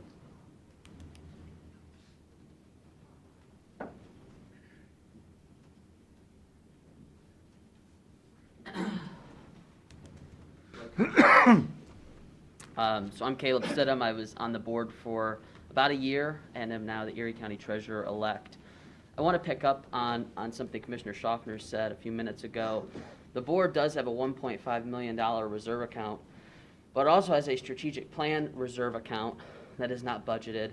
And at the time I left, the board was $4.6 million, which is an entire year's worth of the levy, be the equivalent of the county commissioners having a $30 million rainy day fund.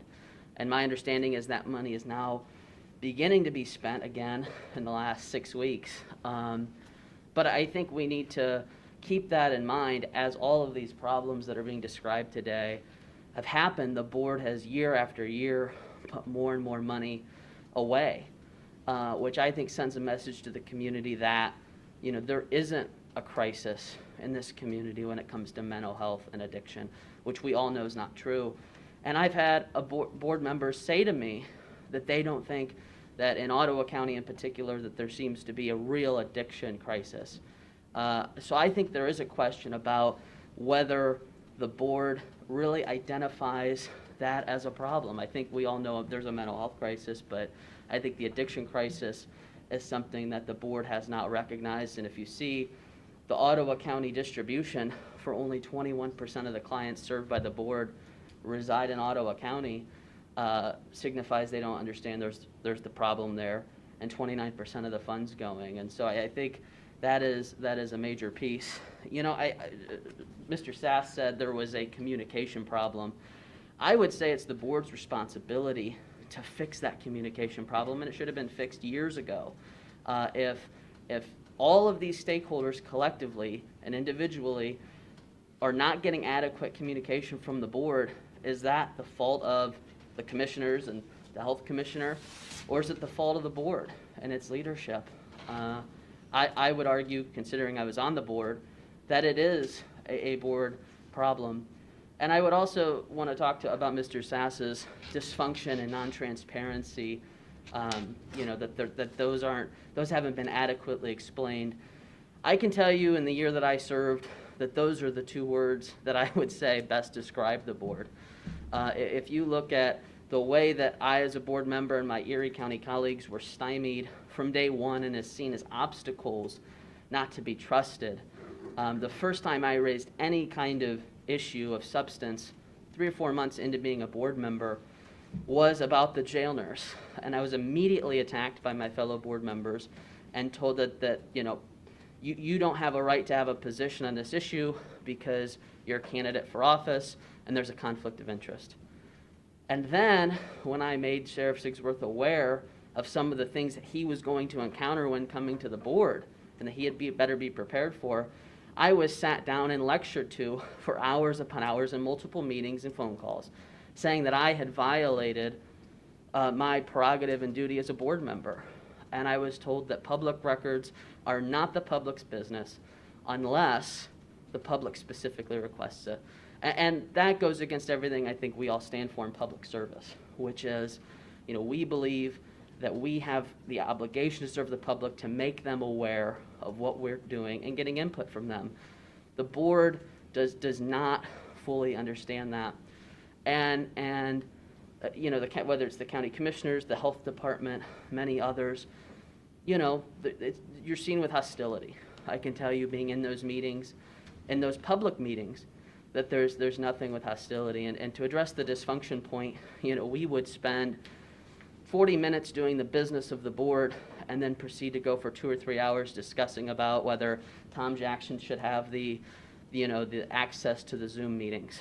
You know, that's dysfunction. Anybody who sat through the jail nurse discussion, 3 meetings, each going about 3 hours, to hear the insults and the temper tantrums, there's no other word than dysfunctional and unprofessional. And so I think we just have to see the writing on the wall. Anybody who's been a part of these meetings can see that. Anybody who's listening to members of our community, you know, are saying this. And I want to address the question before the commissioners. You know, the board members I've spoken to have said, what has the board done to deserve being broken up, as if this is a trial and the board is going to be found guilty or not guilty? While I think the board has many problems, I would pose to the commissioners that your question is, are the residents of Erie County, and the Ottawa County Commissioners have to ask the same question for their county, are your residents better served by a separate board? And I would argue that an alignment of vision between the county commissioners, the health department, the providers, and the board, with a leadership role being taken place by the board. If you talk to family health systems, they provide behavioral health services. They've never heard from the board. They didn't even know who the director of the board was. You go provider by provider. Ms. Witt seems to be having problems. Not that every issue needs to be fully funded, but the board is supposed to take a leadership role and supposed to be making sure there's an aligned vision of mental health recovery. And it starts with identifying the problem and identifying solutions. And I think a separate board offers that opportunity.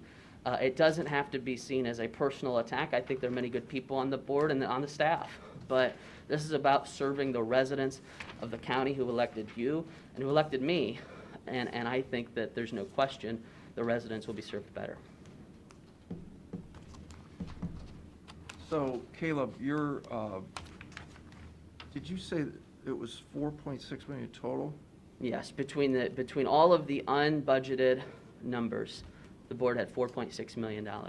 And then is that plus the 1.5 million? No, the 1.5 is included in that. The strategic plan fund had about 3.1, and then there was 1.5 in the reserve. Okay. And the levy between the two counties is 4.7 or 4.8 million. So it was almost an entire year's worth of levy on hand. Okay. Well, Caleb, I would say when you were on the board, communication wasn't a problem. We were much better informed than at any other time in my 4 years as commissioner, and our remaining board members are doing a good job. I agree that the jail nurse meetings were the most dysfunctional meetings I have ever sat through in my entire life. They were an embarrassment, and that's my word and Sheriff Lavorchik's words. When did you resign from the board? I resigned in the middle of January. Because I was reading the board minutes from the January 19th meeting, so I guess, well, obviously, this must have been after the resignations. Mm-hmm. But under the section on page 5 that says, next step, proposed plan of action. Reach back out to the Erie County and Ottawa County Commissioners in separate venues and have a heart-to-heart discussion and explain our strategic plan. Did anybody reach out to any one of you guys since January? I haven't heard anything. We need to look at replace it. Don, I mean, have you guys been reached out to have a heart-to-heart with? We had one short meeting with our 3 board seats. Okay, well, that's something. We need to look at replacing the 5 current vacancies. I don't think anyone's reached out to us about that. And then having quarterly meetings with the commissioners is a possibility. I mean, have we got any? I think those would be good communication plans, and that was developed in the hurry up offense of January, February, and March. But it's, like so many things, not been done. Talk, but no action. I do want to identify one more problem, and that is, and I don't know if this has changed, I don't believe so, but the board doesn't meet in person. And I think that you stymie the kind of conversations that need to be had within the board and with people in the community when you're just meeting virtually. And I know that Erie County offered large venues that you could have the distancing. We reached out to Commissioner Shade, and he said you can absolutely meet in person. The board, after hours upon hours of discussion, voted to meet in person. Somehow that did not come to fruition. And I think that it inhibited my ability to do my job as a board member. We have Congress of 435 people that meet in person and do it safely. We have a legislature that does it. We have all the other boards of our county that I believe can do it. Somehow the mental health board has not been able to find a way to meet in person in over a year. So you never met in the 3,000 square foot building that was bought so that you could meet? Not since March of last year.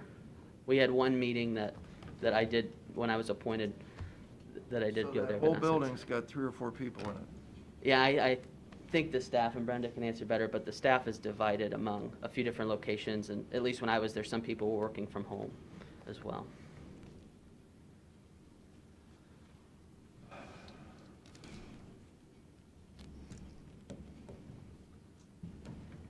Any other comments? We'll do this again next week. Reiner? Next week, we'll do it again. Good afternoon. My name is Dennis Schreiner. I'm a former member of the board, and I, like Caleb, resigned about mid-January.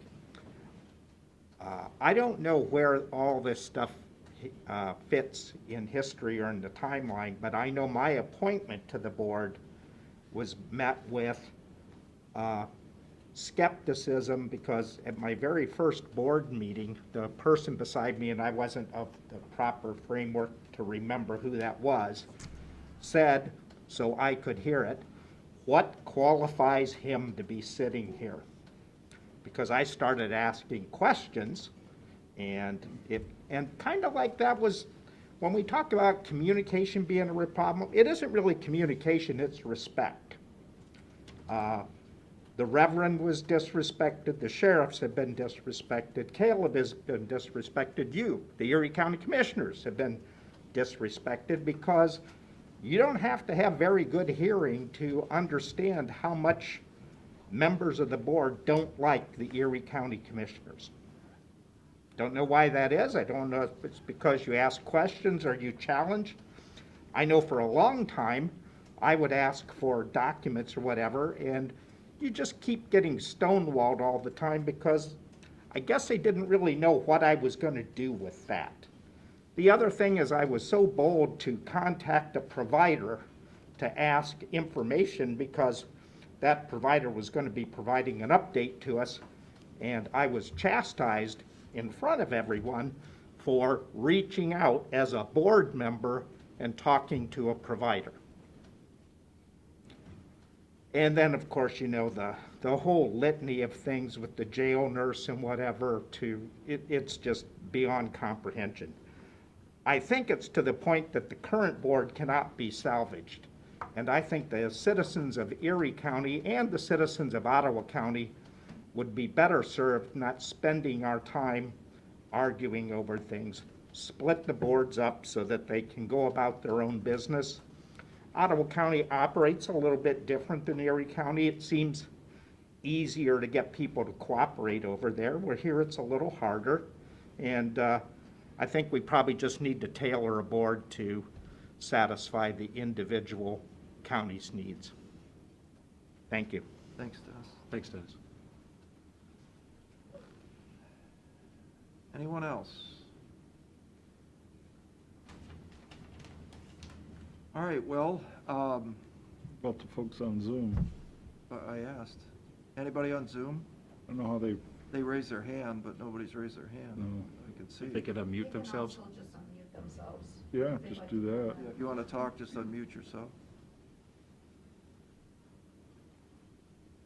All right, well, I think what we've taken away from this today is Erie County's primary agencies aren't in communication with the people from the mental health boards.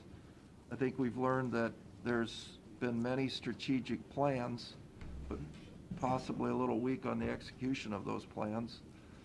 We've also learned that there's a lot of money sitting there, and I think we all can agree that execution has been a problem.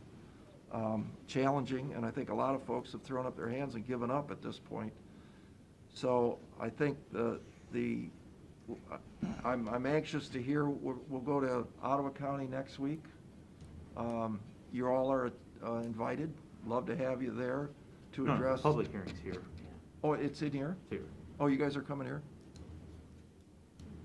But it was just a No, it's just us. A continuation. Continuation of this one. But will the Ottawa County guys be here then? Your other commissioners? Not that I'm aware of. Okay. Do you want to do one over in Ottawa County? Again, it's our understanding that at this point, decision lies in your lap. Again, we're waiting to see what your position is before we do anything. Okay. Well, tell the other two guys we're certainly invited. It's a public forum. We'd love to have them. But I guess we'll see you here. Is it 10 o'clock again? 10:30? 10:30. 10:30 next week. Appreciate everybody coming. Make a motion, we recess. Second. Mr. Old? Yes. Mr. Schaffner? Yes. Mr. Shenigo? Yes. Mr. Old? Yes. Mr. Schaffner? Yes. Mr. Shenigo? Yes. Motion to go into executive session regarding compensation. Second. Mr. Old? Yes. Mr. Schaffner? Yes. Mr. Shenigo? Yes. Mr. Old? Yes. Mr. Schaffner? Yes. Mr. Shenigo? Yes. All right, you ready? We just got a handful. Move for adopt a resolution, Board of Commissioners, for the purpose of entering into agreement with Southern Care Incorporated. Second. Mr. Schaffner? Yes. Mr. Old? Yes. Mr. Shenigo?